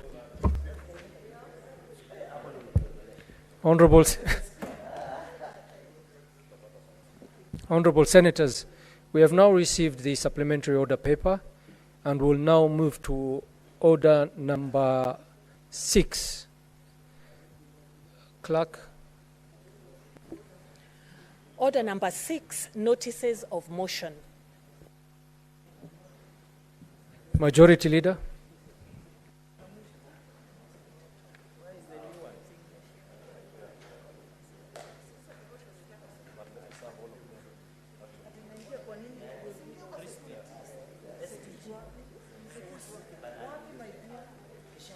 Mr. Speaker, I request for your permission to do all the notices of motion because I have 4 of them. Yes. Thank you. The first notice of motion is approval of senators to serve in the Procedures and Rules Committee, that notwithstanding the resolution of the Senate made on the 13th of October 2022, constituting the select committees, the Senate resolves pursuant to Standing Orders number 191, 2, D and 199 to approve the following senators nominated by the Senate Business Committee to serve in the Procedure and Rules Committee, in addition to senators specified in Standing Order number 191, 2, A, B, and C. Number 1, Mohammed Abbas Sheikh. 2, Senator Joe Nyotu. 3, Senator Betts Siengo. The second notice of motion, Mr. Speaker, is approval of senators to serve in the Powers and Privileges Committee, that notwithstanding the resolution of the Senate made on the 13th of October 2022, constituting select committees, the Senate resolves pursuant to Section 15(1)(b)(2) of the Parliamentary Powers and Privilege Act and Standing Order 199 to approve the following senators nominated by the Senate Business Committee to serve in the Committees on Powers and Privilege, in addition to the Speaker of the Senate, who, pursuant to Section 15(1)(b)(1) of the Parliamentary Powers and Privilege Act, shall be the chairperson of the committee. 1. Senator Alexander Mundigi. 2. Senator David Wakoli. 3. Senator Esther Okenyuri. 4. Senator Ome Omatinga. 5. Senator Shakila Abdallah. 6. Senator Dr. Oburu. The third motion, notice of motion that I'm giving, Mr. Speaker, is approval of senators to serve in the standing committees of the Senate. That notwithstanding the resolution of the Senate made on the 13th October 2022, constituting the select committees, the Senate resolves pursuant to Standing Order 199 and 228, the fourth schedule to standing orders, to approve the following senators nominated by the Senate Business Committee to serve in the standing committees of the Senate as follows. A. Agriculture, Livestock and Fisheries. 1. David Wakoli. 2. Alexander Mundigi. 3. Alan Chesang. 4. Wahome Wamatinga. 5. Mohamed Abbas Sheikh. 6. Moses Kajwang. 7. Hezena Lemaletian. 8. Catherine Muma. 9. Senator Tom Ojenda. B. Committee on Devolution and Intergovernmental Relations. 1. Senator Mohamed Abbas Sheikh. 2. Senator Peris Tobiko. 3. Senator Professor Margaret Kamar. 4. Senator Mohamed Chute. 5. Senator Karungo Dhangwa. 6. Senator Catherine Muma. 7. Senator Richard Onyonka. 8. Senator Dr. Oburu Oginga. 9. Senator Hezena. Education Committee. 1. Professor Margaret Kamar. 2. Seki Olekanar. 3. James Kamau Murango. 4. Nderitu John Kinywa. 5. John Methu. 6. Catherine Muma. 7. Jones Mwaruma. 8. Betty Montet. 9. Agnes Kavindu. D. Committee on Energy. 1. Senator William Kisang, Danson Mungatana, Veronica Maina, Senator Dr. Boni Halwale, James Lomonen, Ledama Olekina, Edwin Sifuna, Oburu Oginga, Beatrice Ogola. E. Committee on Finance and Budget. 1. Senator Ali Roba. 2. Senator Tabitha Mutinda. 3. Senator Dr. Boni Halwale. 4. Senator Mariam Sheikh. 6. Senator Esther Okenyuri. 6. Senator Eddie Okech. 7. Senator Mohamed Mwinji Haji. 8. Senator Onyonka. 9. Senator Shakila Abdallah. F. Committee on Health. Senator Jackson Mandago, Senator Mariam Sheikh, Senator David Wakoli, Senator Tabitha Mutinda, Senator Joseph Githuku, Senator Justice Retired Stewart Mazayo, 7. Senator Ledama Olekina, 8. Senator Richard Onyonka, 9. Senator Hamida Kibwana. G. Information, Communication and Technology. The following senators: Alan Chesang, Miraj Abdillahi, William Kisang, Tabitha Keroche, Samson Cherargei, Hezena Lemaletian, Isa Boy Juma, Shakila Abdallah, Beatrice Ogola. H. Justice, Legal Affairs and Human Rights Committee. The following senators: Senator Wakili Hilary Sigei, Rafael Chimera, Karen Nyamu, Veronica Maina, Senator William Cheptumo, Okia Omtata, Professor Tom Ojenda, Senator Christo Lasige, and 9. Dan Maanzo. I. Labor and Social Welfare. 1. Senator Julius Mugor. 2. Senator Lenku. 3. Senator Gloria Ruoba. 4. Senator Alexander Mundigi. 5. Senator Miraj Abdullahi. 6. Senator Stewart Mazayo. 7. Senator Okongo Mogeni. 8. Senator Christo Lasige. 9. Senator Beth Siengo. J. The Committee on Land, Environment and Natural Resources. Senator Leleguel Tumbesi, William Cheptumo, Joe Nyutu, Mariam Sheikh, James Murango, Mohamed Mwinyi Haji, Beatrice Ogola, Abdul Haji, Jones Mwaruma. K. Senate Committee on National Cohesion, Equal Opportunities and Regional Integration. Mohamed Chute, Joyce Korir, Mwenda Gataya, Gloria Orwoba, James Lomonen, Daniel Maanzo, Okia Omtata, Beth Siengo, and Betty Montet. L. Senate Committee on National Security, Defense and Foreign Relations. 1. Adan Fatuma Dulo, Karen Nyamu, Julius Murgor, Tabitha Keroche, Joseph Githuku, Edwin Sifuna, Abdul Haji, Tomo Jenda, Okongo Omogeni. M. Committee on Roads, Transportation and Housing. 1. Senator John Deritu Kinywa, Peris Tobiko, Mohamed Chute, Leleguel Tumbesi, Miraj Abdillahi, Enoch Wambua, Eddie Okech, Moses Kajwang, Crystal Asige. N. Committee on Trade, Industrialization and Tourism. 1. Senator Esther Okenyuri, Senator Jackson Mandago, Senator John Methu, Senator Karungo Thangwa, Senator George Mbugwa, Senator Godfrey Osotsi, Senator Boy Isa, Senator Amida Kibwana, and 9, Senator Okia Omtata. Last but not least, Mr. Speaker, is notice of motion on the approval of senators to serve in the County Public Accounts Committee, County Public Investments and Special Funds Committee, and the Committee on Delegated Legislation. That notwithstanding the resolutions of the Senate made on 19th October 2022, constituting select committees, the Senate resolves pursuant to Standing Orders number 193, 194, 195, and 199 to approve the following senators nominated by the Senate Business Committee to serve in the select committees of the Senate as follows. A. The County Public Accounts Committee. Send the following senators: Samson Cherargei, Mwenda Gataya, Adan Dulo Fatuma, Leleguel Tumbesi, Moses Kajwang, Jones Mwaruma, Edwin Sifuna, Okongo Omogeni, Enoch Wambua. E. The County Public Investments and Special Funds Committee. The following senators: Senator Peris Tobiko, Rafael Chimera, George Mbugwa, William Kisang, Godfrey Osotsi, Eddie Okech, Agnes Kavindu, Beth Siengo, Hamida Kibwana. F. These are the senators to serve on the Committee on Delegated Legislation. Senator Mwenda Gataya, Danson Mungatana, Gloria Orwoba, Joyce Korir, Julius Murgor, Mohamed Munyehaji Faki, Betty Montet, Daniel Mahanzo, and Senator Boy Isa Juma. Mr. Speaker, I give notice.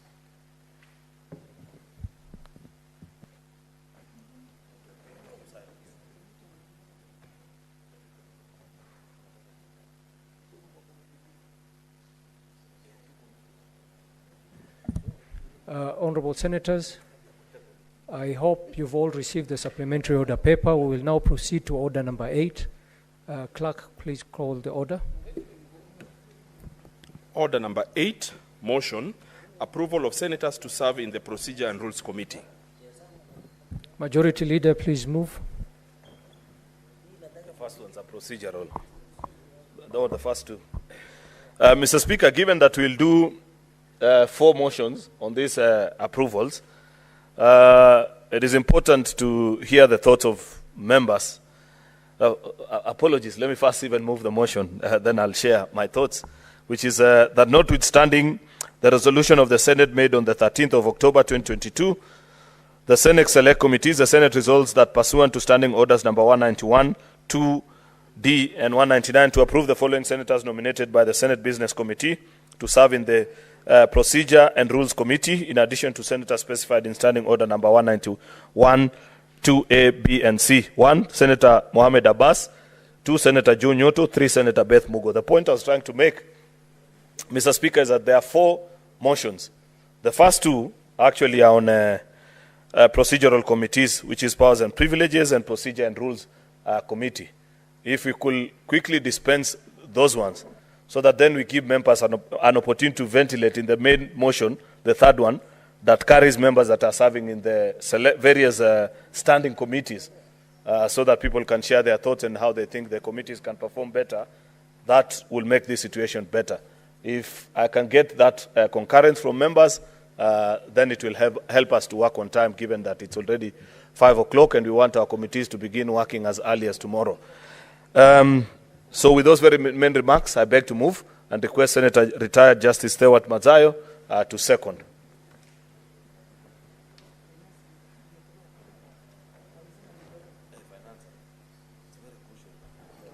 Thank you, Mr. Speaker, sir.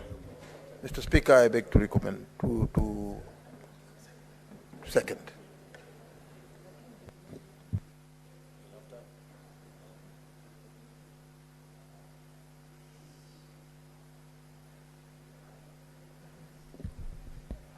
I think as requested by the Majority Leader, I'll proceed to propose the question straight away. Honorable Senators, I propose the question that notwithstanding the resolution of the Senate made on 13th October 2022, constituting select committees, the Senate resolves pursuant to Standing Orders number 191-2D and 199 to approve the following senators nominated by the Senate Business Committee to serve in the Procedure and Rules Committee, in addition to senators specified in Standing Order 1912 A, B, and C. Senator Mohamed Abbas Sheikh, MP, Senator Joe Nyoto, MP, Senator Beth Siango, MP. As many as of that opinions,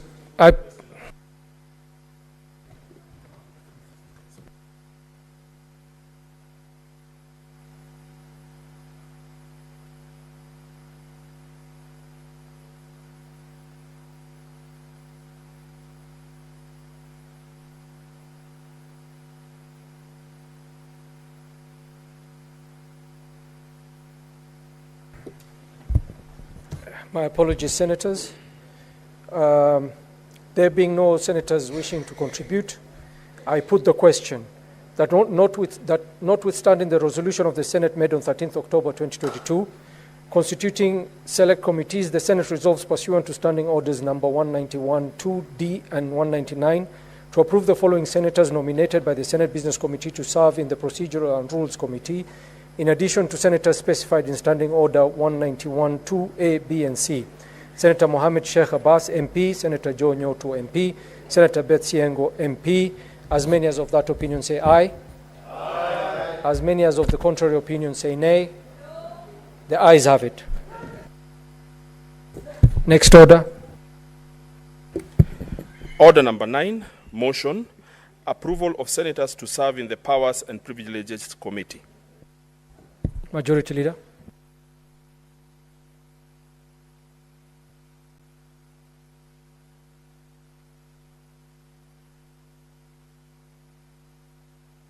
October 2022, constituting select committees, the Senate resolves pursuant to Section 15(1)(b)(2) of the Parliamentary Powers and Privilege Act and Standing Order 199 to approve the following senators nominated by the Senate Business Committee to serve in the Committees on Powers and Privileges, in addition to the Speaker of the Senate, who pursuant to Section 15(1)(b)(i) of the Parliamentary Powers and Privilege Act shall be the chairperson of the committee.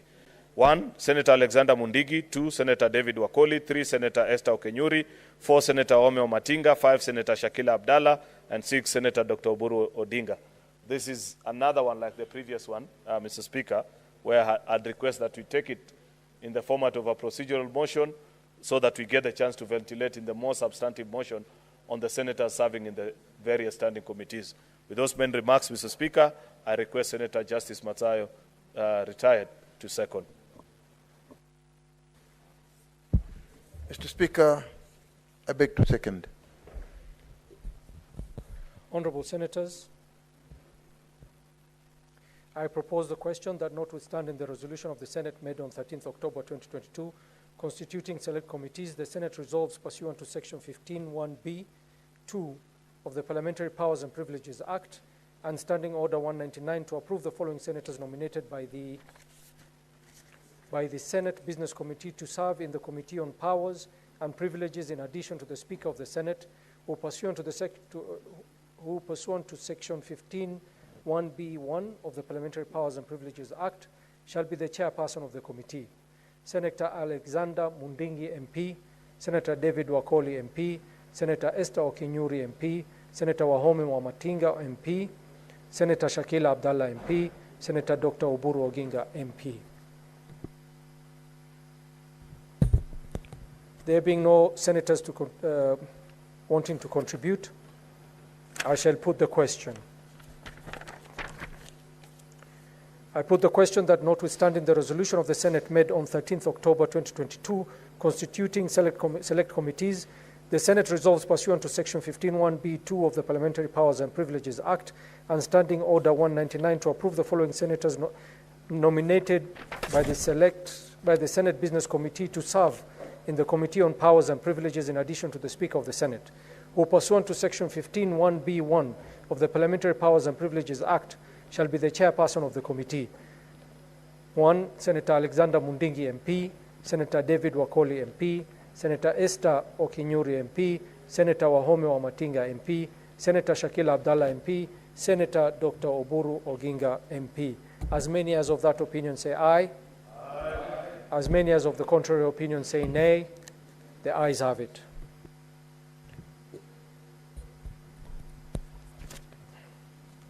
My apologies, Senators. I've been sitting on this chair for too long. It's been a long day for me. Clerk, can we confirm that we have quorum?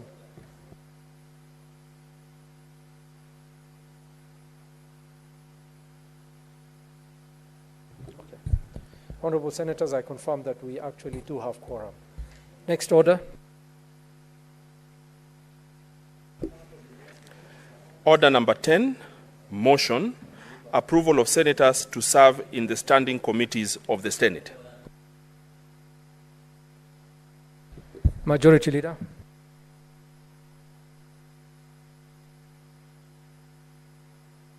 In the standing committees of the Senate, that notwithstanding the resolution of the Senate made on the 13th of October 2022, constituting the select committees, the Senate resolves that pursuant to standing orders 199 and 228, the fourth schedule to the standing orders, to approve the following senators nominated by the Senate Business Committee to serve in the standing committees of the Senate as follows. A. Agriculture, Livestock and Fisheries, which is 1. The following senators: David Wakoli, Alexander Mundigi, Alan Chesang, Wahome Wamatinga, Mohamed Abbas Sheikh, Moses Kajwang, Hezena Lemaletian, Catherine Muma, Professor Tom Ojenda. B. Devolution and Intergovernmental Relation. The following senators: Mohamed Abbas Sheikh, Peris Tobiko, Professor Margaret Kamar, Mohamed Chute, Karungo Thangwa, Catherine Muma, Richard Onyonka, Oburu Oginga, Hezena Lemaletian. C. Education Committee, Professor Margaret Kamar, Senator Seki Olekanar, James Kamau Murango, John Deritu Kinywa, John Methu, Catherine Muma, Jones Mwaruma, Betty Montet, Agnes Kavindu. D. The following senators: Senator William Kisang, Danson Mungatana, Veronica Maina, Dr. Boni Halwale, James Lomonen, Ledama Olekina, Edwin Sifuna, Oburu Oginga, Beatrice Ogola. E. Finance and Budget Committee, the following senators: Ali Roba, Ibrahim, Tabitha Mutinda, Dr. Boni Halwale, Mariam Sheikh Omar, Esther Okenyuri, Eddie Okech, Mohamed Munyahaji Faki, Richard Onyonka, Shakila Abdallah. Health Committee F, the following senators: Jackson Mandago, Mariam Sheikh Omar, David Wakoli, Tabitha Mutinda, Joseph Githuku, Stewart Mazayo, Ledama Olekina, Richard Onyonka, Hamida Kibwana. G, which is Information, Communication and Technology. The following senators: Senator Alan Chesang, Miraj Abdillahi, William Kisang, Tabitha Keroche, Samson Cherargei, Hezena Lemaletian, Issa Boy Juma, Shakila Abdallah, Beatrice Ogola. H, Justice, Legal Affairs and Human Rights Committee, Senators Hilary Sigei, Rafael Chimera, Karen Nyamu, Veronica Maina, William Cheptumo, Okia Omtata, Tom Ojenda, Kristo Lasige, Daniel Maanzo. I. Committee on Labor and Social Welfare, the following senators: Julius Murgor, Lenku Olekanar, Gloria Orwoba, Alexander Mundigi, Miraj Abdullahi, Stewart Mazayo, Okongo Mogeni, Kristo Lasige, Beth Siengo. J. Land, Environment and Natural Resources, the following senators: Leleguel Tumbesi, William Cheptumo, Joe Nyutu, Mariam Sheikh, James Murango, Mohamed Munyehaji Faki, Beatrice Ogola, Abdul Haji, Jones Mwaruma. K. Committee on National Cohesion, Equal Opportunities and Regional Integration. 1. Senator Mohamed Chute. 2. Senator Joyce Korir. 3. Senator Mwenda Gataya. 4. Gloria Ruoba. 5. James Lomonen, Daniel Maanzo, Okio Mtata, Beth Siengo, Betty Montet. L. National Security, Defense and Foreign Relations. The following senators: Adan Fatuma Dulo, Karen Nyamu, Julius Murgor, Tabitha Keroche, Joseph Githuku, Edwin Sifuna, Abdul Haji, Tomo Jenda, Okongo Mogeni. M. Roads, Transportation and Housing. The following senators: John Deritu Kinywa, Peris Tobiko, Mohamed Chute, Leleguel Tumbes, Miraj Abdullahi, Enoch Wambua, Eddie Okech, Moses Kajwang, Senator Crystal Asige. N. Trade, Industrialization and Tourism. 1. Senator Esther Okenyuri. The following senators: Esther Okenyuri, Jackson Mandago, John Methu, Karungo Thangwa, George Mbugwa, Godfrey Osotsi, Boy Isa Juma, Hamida Kibwana, Okia Omtata. Mr. Speaker, it's now been 2 years and a few months since this fourth Senate commenced, and we have taken time to assess the performance of all our committees and the individual senators.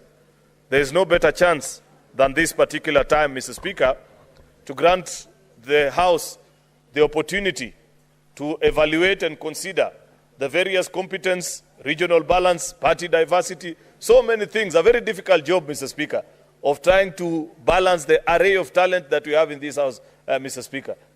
If there is a day, Mr. Speaker, that I feel completely stressed, sorry to say so, Mr. Speaker, is a day such as this.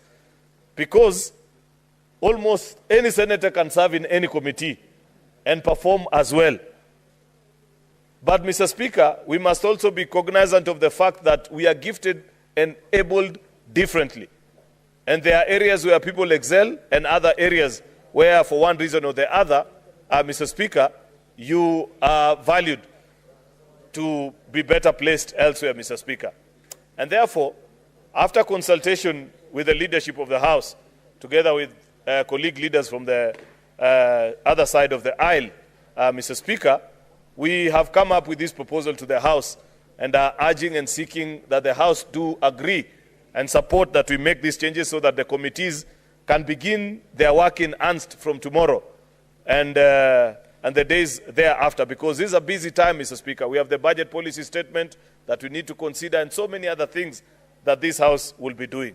There are only two things that I want to say. We must guard our integrity as a House, Mr. Speaker. And I want to say that we are deeply concerned as Senate Business Committee by certain accusations that continue to be leveled against maybe practices in the Senate which we cannot put our hands to. But we want to say that we shall be vigilant, Mr. Speaker. And that is why we have selected the members of the Powers and Privilege Committee and equally at SBC, where we shall keep keen attention to detail to ensure that our committees perform their duty in making sure that this House lives up to the expectation of Kenyans. Secondly, Mr. Speaker, is on the issue of attendance to committees.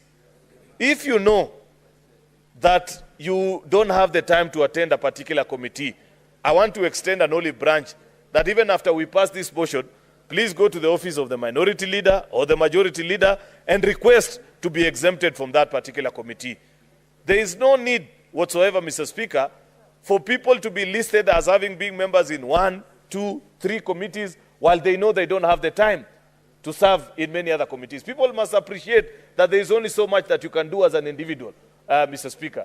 As majority leader, for example, I know for a fact that given the demands of my office, both within and without the pressings of this parliament, it is not tenable for me to give maximum attention to the works of a committee, much as I wish to serve in some of the committees of this House. And therefore, for that reason, I have exempted myself from serving in any particular committee. Secondly, Mr. Speaker, you will find that there are members who, as a leadership, maybe we have felt that your competence will serve us better in a particular committee.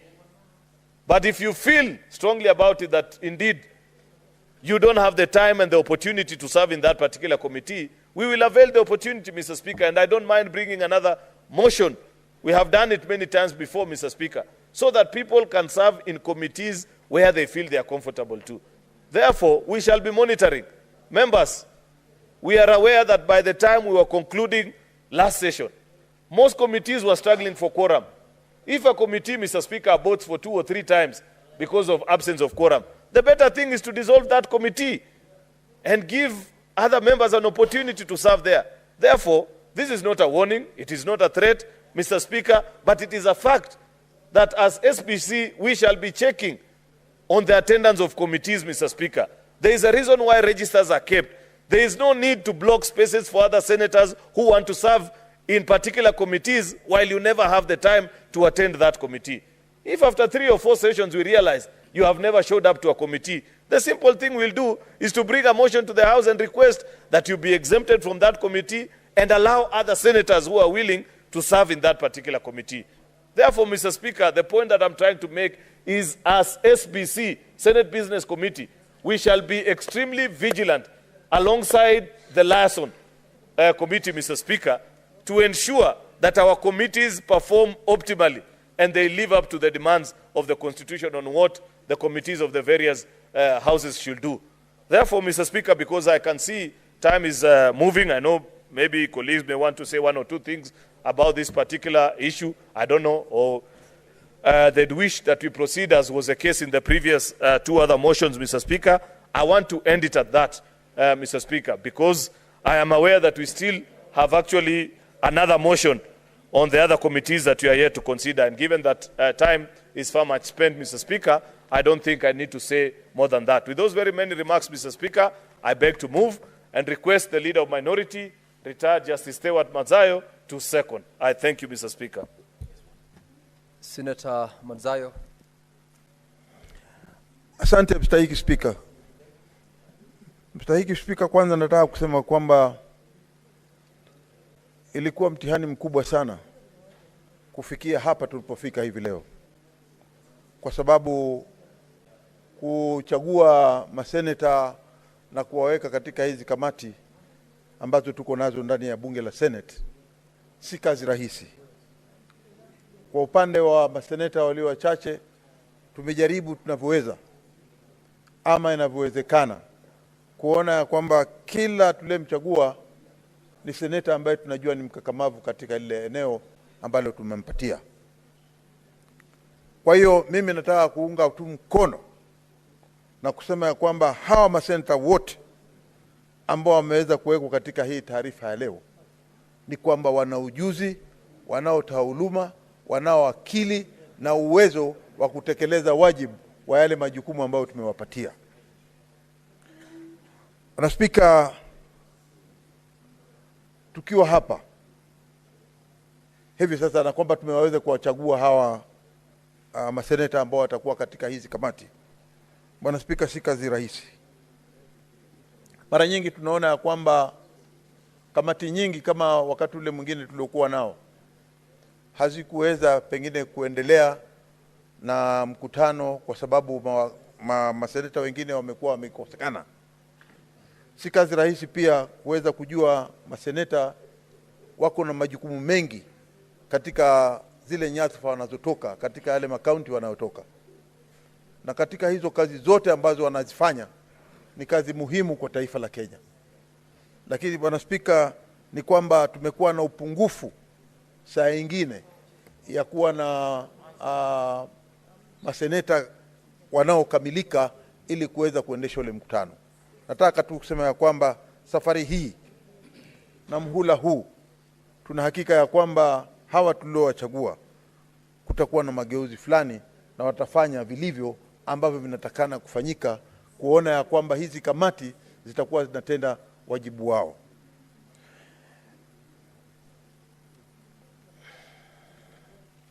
Bwana Spika, la mwisho tu mimi nataka kuwatakia kila laheri nikiunga mkono hii list ya hawa wote tuliowaweka hapa.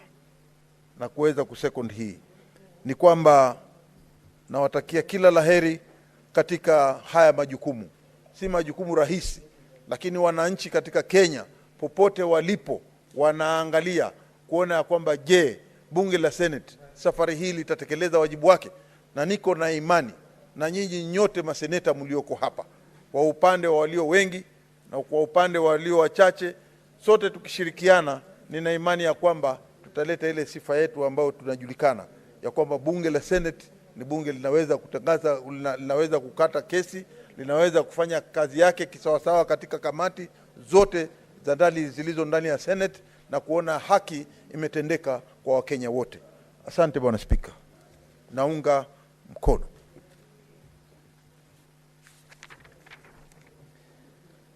Now, honorable senators, I now propose the question that notwithstanding the resolution of the Senate made on 13th of October 2022 constituting select committees, the Senate resolves pursuant to standing orders 199 and 228 and the fourth schedule to the standing orders to approve the following senators nominated by the Senate Business Committee to serve in standing committees of the Senate as follows. Under the Committee on Agriculture, Livestock and Fisheries, Senator David Wakoli MP, Senator Alexander Mundigi MP, Senator Alan Chesang MP, Senator, take your seat, Senator Lelengwe. Take your seat.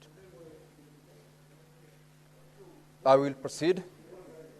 Senator Wahome Wamatinga MP, Senator Mohamed Abbas Sheikh MP, Senator Moses Kajwang MP, Senator Hezena Lemaletian MP, Senator Catherine Muma MP, and Senator Professor Tom Ojenda MP. Under Devolution and Intergovernmental Relations, Senator Mohamed Abbas Sheikh, Senator Paris Tobiko, Senator Professor Margaret Kamar, Senator Mohamed Chute, Senator Karungu Thangwa, Senator Catherine Muma, Senator Richard Onyonka, Senator Dr. Oburu Oginga, and Senator Hezena Lemaletian. Under the Education Committee, Senator Professor Margaret Kamar, Senator Seki Lengu Olekanar, Senator James Kamau Murango, Senator Nderitu John Kinywa, Senator John Methu MP, Senator Catherine Muma, Senator John Sumaruma, Senator Betty Montet, and Senator Agnes Kavindu Mudhama. The Committee on Energy, the following: Senator William Kisang, Senator Danson Mungatana, Senator Veronica Maina, Senator Dr. Boni Halwale, Senator James Lomelen, Senator Ledama Olekina, Senator Edwin Sifuna, Senator Dr. Oburu Oginga, and Senator Beatrice Ogola. Committee on Finance and Budget, the following senators: Senator Ali Ibrahim Roba, Senator Tabitha Mutinda, Senator Dr. Boni Halwale, Senator Mariam Sheikh Omar, Senator Esther Okinyuri, Senator Eddie Okech, Senator Mohamed Mwinyihaji Faki, Senator Richard Onyonka, and Senator Shakila Abdallah. In the Committee of Health, Senator Jackson Mandago, Senator Mariam Sheikh Omar, Senator David Wakoli, Tabitha Mutinda, Senator Joseph Githuku, Senator Justice Retired Stewart Madzayo, Senator Ledama Olekina, Senator Richard Onyonka, and Senator Hamida Kibwana. Information, Communication and Technology, Senator Alan Chesang, Senator Miraj Abdillahi, Senator William Kisang, Senator Tabitha Keroche, Senator Samson Cherarkei, Senator Hezena Lemaletian, Senator Isa Jumaboy, Senator Shakila Abdallah, Senator Beatrice Ogola. Under the Committee Justice, Legal Affairs and Human Rights, Senator Wakili Hilary Sigei, Senator Raphael Chimera, Senator Karen Nyamu, Senator Veronica Maina, Senator William Cheptumo, Senator Okia Omtata, Senator Professor Tom Ojenda, Senator Crystal Asige, and Senator Daniel Maanzo. Committee on Labor and Social Welfare, Senator Julius Murgor, Senator Lenku Seki Olekanar, Senator Gloria Orwoba, Senator Alex Mundigi, Senator Miraj Abdillahi, Senator Justice Retired Stewart Madzayo, Senator Okongo Omogeni, Senator Crystal Asige, and Senator Beth Sienko. Under the Committee on Land, Environment and Natural Resources, Senator Dr. Lelengwe Lutumbesi, Senator William Cheptumo, Senator Joe Nyutu, Senator Mariam Sheikh Omar, Senator James Murango, Mohamed Mwinyi Haji Faki, Senator Beatrice Ogola, Senator Abdul Haji, and Senator Jones Maruma. Under the Committee on National Cohesion, Equal Opportunity and Regional Integration, Senator Mohamed Chute, Senator Joyce Korir, Senator Mwenda Gataya Mofaya, Senator Gloria Orwoba, Senator James Lomenen, Senator Daniel Manzo, Senator Okia Omtata, Senator Beth Siongo, and Senator Betty Monted.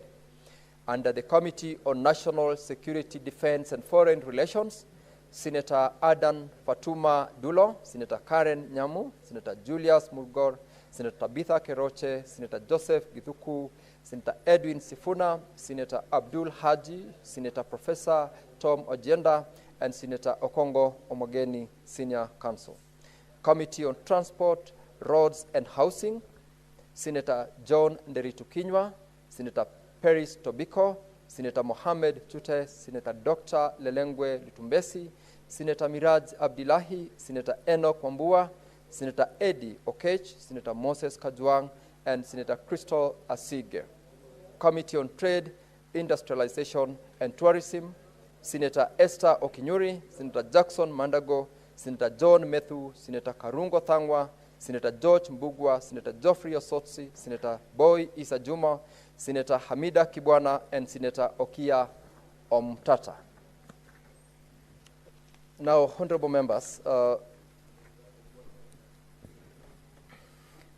I'm noticing that there are members who are keen on contributing to this particular motion.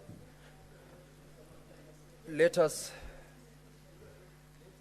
very well, by consensus, we put the question. Thank you, honorable members. Now, having agreed with the members, I now proceed to put the question that,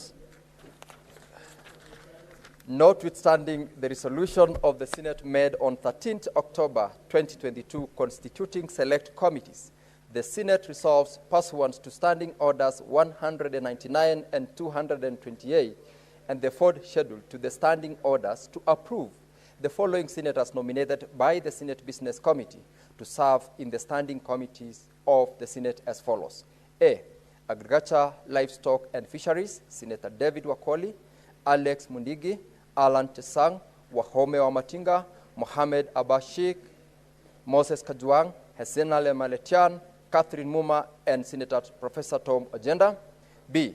Devolution and Intergovernmental Relations, Senator Mohamed Abbas Sheikh, Senator Peris Tobiko, Professor Margaret Kamar, Mohamed Chute, Karungo Thangwa, Catherine Muma, Richard Onyonka, Dr. Oburu Oginga, and Hezena Lemaletian. C. Education, Senator Professor Margaret Kamar, Seki Lengu Olekanar, James Kamau Murango, Nderitu John Kinywa, John Methu, Catherine Muma, Jones Maruma, Betty Montet, and Agnes Kavindu Mudama.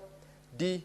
Energy, Senator William Kisang, Danson Mungatana, Veronica Maina, Dr. Boni Halwale, James Lomenen, Ledama Olekina, Edwin Sifuna, Dr. Oburu Oginga, and Beatrice Ogola. E. Finance and Budget, Senator Ali Ibrahim Roba, Tabitha Mutinda, Dr. Boni Halwale, Mariam Sheikh Omar, Esther Okinyuri, Eddie Okech, Mohamed Mwinyi Faki, Richard Onyonka, and Shakila Abdallah. F. Health, Senators Jackson Mandago, Mariam Sheikh Omar, David Wakoli, Tabitha Mutinda, Joseph Kithuku, Justice Retired Stewart Madzayo, Ledama Olekina, Richard Onyonka, and Hamida Kibwana. G. Information, Communication, and Technology, Senators Alan Tesang, Miraj Abdillahi, William Kisang, Tabitha Keroche, Samson Tirarkei, Hezena Lemaletian, Isa Boy Juma, Shakila Abdallah, and Beatrice Ogola. H. Justice, Legal Affairs, and Human Rights, Senators Wakili Hilary Sigei, Raphael Chimera, Karen Nyamu, Veronica Maina, William Cheptumo, Okia Omtata, Professor Tom Ojenda, Crystal Asige, and Daniel Manzo. I. Labor and Social Welfare, Senators Julius Murgor, Lenku Seki Olekanar, Gloria Orwoba, Alexander Mundigi, Miraj Abdillahi, Justice Retired Stewart Mazayo, Okongo Omogeni, Senior Counsel, Crystal Asige, and Beth Siengo. J.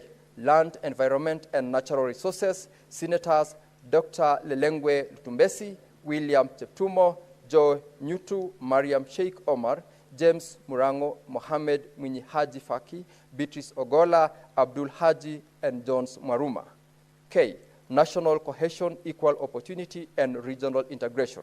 Senators Mohamed Chute, Joyce Korir, Mwenda Gataya Mofaya, Gloria Orwoba, James Lomenen, Daniel Manzo, Okia Omtata, Beth Siengo, and Betty Monted. L. National Security, Defense, and Foreign Relations. Senators Adan Fatuma Dulo, Karen Nyamu, Julius Murgor, Tabitha Keroche, Joseph Kithuku, Edwin Sifuna, Abdul Haji, Professor Tom Agenda, and Okongo Omogeni, Senior Counsel. M. Roads, Transport, and Housing. Senators John Nderitu Kinywa, Peris Tobiko, Mohamed Chute, Dr. Lelengwe Lutumbesi, Miraj Abdillahi, Enoch Wambua, Eddie Okech, Moses Kajwang, and Crystal Asige. And N. Trade, Industrialization, and Tourism. Senators Esther Okinyuri, Jackson Mandago, John Methu, Karungu Thangwa, George Mbugwa, Godfrey Osotsi, Juma Isa Juma Boy, Hamida Kibwana, and Okia Omtata. Now, honorable members, will as many as of that opinion say aye? Aye. Will as many as of a contrary opinion say nay? The ayes have it. Clerk, call the next order, please. Order number 11, motion, approval of senators to serve in the County Public Accounts Committee, County Public Investment and Special Funds Committee, and the Committee on Delegated Legislation. Majority Leader, please proceed to move. Thank you, Mr. Speaker. Mr. Speaker, I rise to move the following motion, which is approval of the senators to serve in the County Public Accounts Committee, County Public Investments and Counties and Special Funds Committee, and the Committee on Delegated Legislation, that pursuant to Standing Orders number 193, 194, 195, and 199, the Senate approves the following senators nominated by the Senate Business Committee to serve in the select committees of the Senate as follows. A.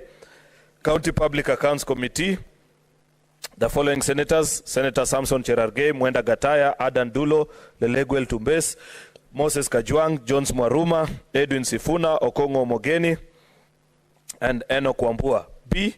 The County Public Investments and Special Funds Committee, the following senators: Senator Peris Tobiko, Rafael Chimera, George Mbugwa, William Kisang, Godfrey Osotsi, Eddie Okech, Agnes Kavindu, Beth Siengo, and Hamida Kibwana. C. The Committee on Delegated Legislation, Senator Mwenda Gataya, Danson Mungatana, Gloria Orwoba, Joyce Korir, Julius Murgor, Mohamed Mwinyi Haji Faki, Betty Montet, Daniel Maanzo, Isa Boy. Mr. Speaker, this one is extremely straightforward. It's our main oversight committees on matters fiscal responsibilities of various counties and overseeing the audit reports. The only challenge I want to give to the members that serve in this committee is that there is quite a huge backlog of reports that this House needs to consider. I want to plead that perhaps they guide the House on, we can dedicate even certain days of the week to purely consider the various reports that as a committee you have considered, especially on the recommendations that you'll be requesting of us as a House. We want to see more far-reaching recommendations on the conduct of our county governments, perhaps with special funds or even the shareable revenue. Any funds that are public money, so long as they haven't been put to good use, Madam Speaker, I want to challenge that perhaps this committee can guide us on how we can better hold our various county governments to account, Mr. Speaker, including sanctions against individuals that continue to perpetuate malfeasance of public funds in our various institutions. Therefore, Mr. Speaker, I know that the men and women that have been granted the opportunity to serve in this committee will do an exemplary job and will lead its house in fulfilling its mandate. With those very many remarks, I beg to move and request the Senator for Kilifi and the leader of the minority, Senator Retired Justice Stewart Mazayo, to second. I thank you, Mr. Speaker. Senator Stewart Mazayo. Asante mstahiki Spika. Mstahiki Spika, nataka kuanza kuunga mkono wale wote waliochaguliwa hapa katika hizi kamati zote tatu. Kamati hizi tatu, Bwana Spika, ni nguzo ya Senate kwa sababu ni kamati ambazo ziko na majukumu ya hali ya juu, hususan mambo ya utekelezaji wa pesa, matumizi, na hatimaye pia vile vile kuchunguza kama zinatumika hizo pesa tunazopeleka katika mashinani zinatumika kwa hali ile inayotakikana. Kwa hiyo tukiwa tunajidai na hizi kamati ni kwamba tuko na imani ya kwamba zitatekeleza wajibu wake. Hawa waliochaguliwa hapa wote katika hizi kamati ni wakakamavu na niko na imani ya kwamba watatimiza vile ambavyo vinatakana kufanya, hususan kama matumizi ya pesa katika kaunti. Asante Bwana Spika, ninaunga mkono.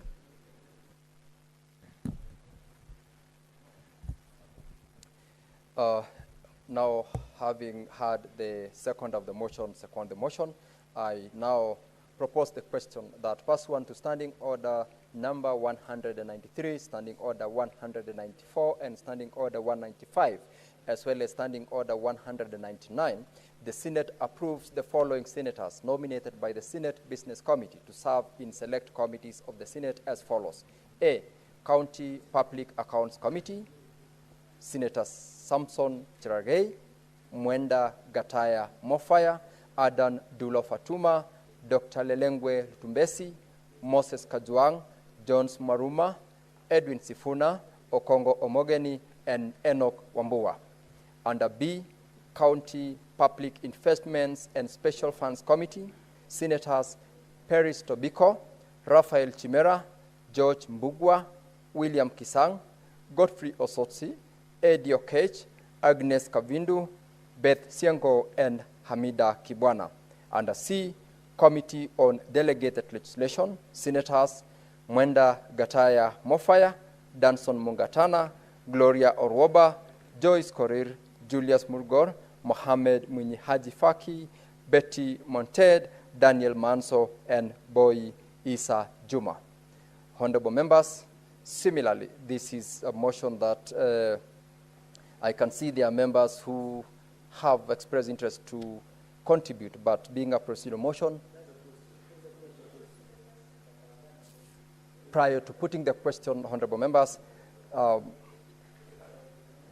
confirm the quorum, I will proceed to put the question that pursuant to Standing Orders number 193, 194, 195, and 199, the Senate approves the following senators nominated by the Senate Business Committee to serve in the select committees of the Senate as follows. A, County Public Accounts Committee, Senators Samson Cherargei, Senator Mwenda Gataya, Adan Dulo Fatuma, Dr. Lelengwe Lutumbesi, Moses Kajwang, Jones Maruma, Edwin Sifuna, Okongo Omogeni, and Enoch Wambua.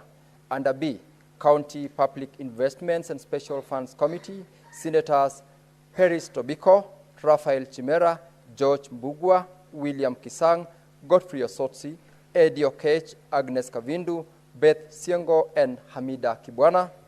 C, Committee on Delegated Legislation, Senators Mwenda Gataya Mofaya, Danson Mungatana, Gloria Orwoba, Joyce Korir, Julius Murgor, Mohamed Mwinyi Haji Faki, Betty Monted, Daniel Manzo, and Boy Isa Juma.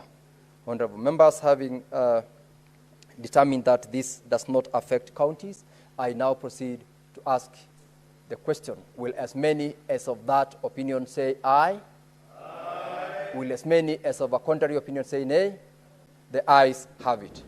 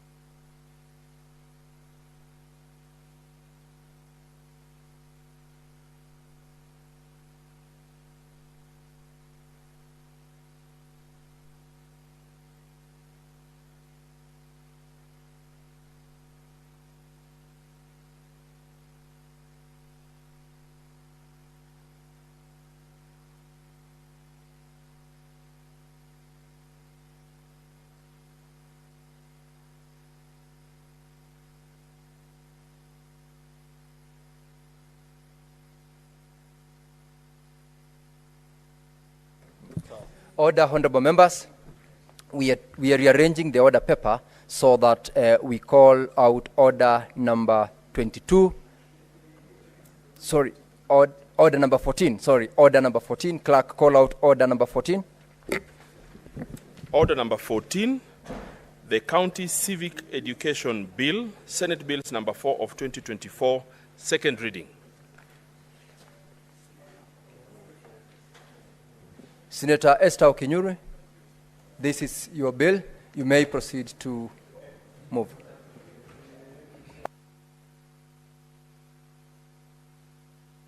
Senator Boni Halwale.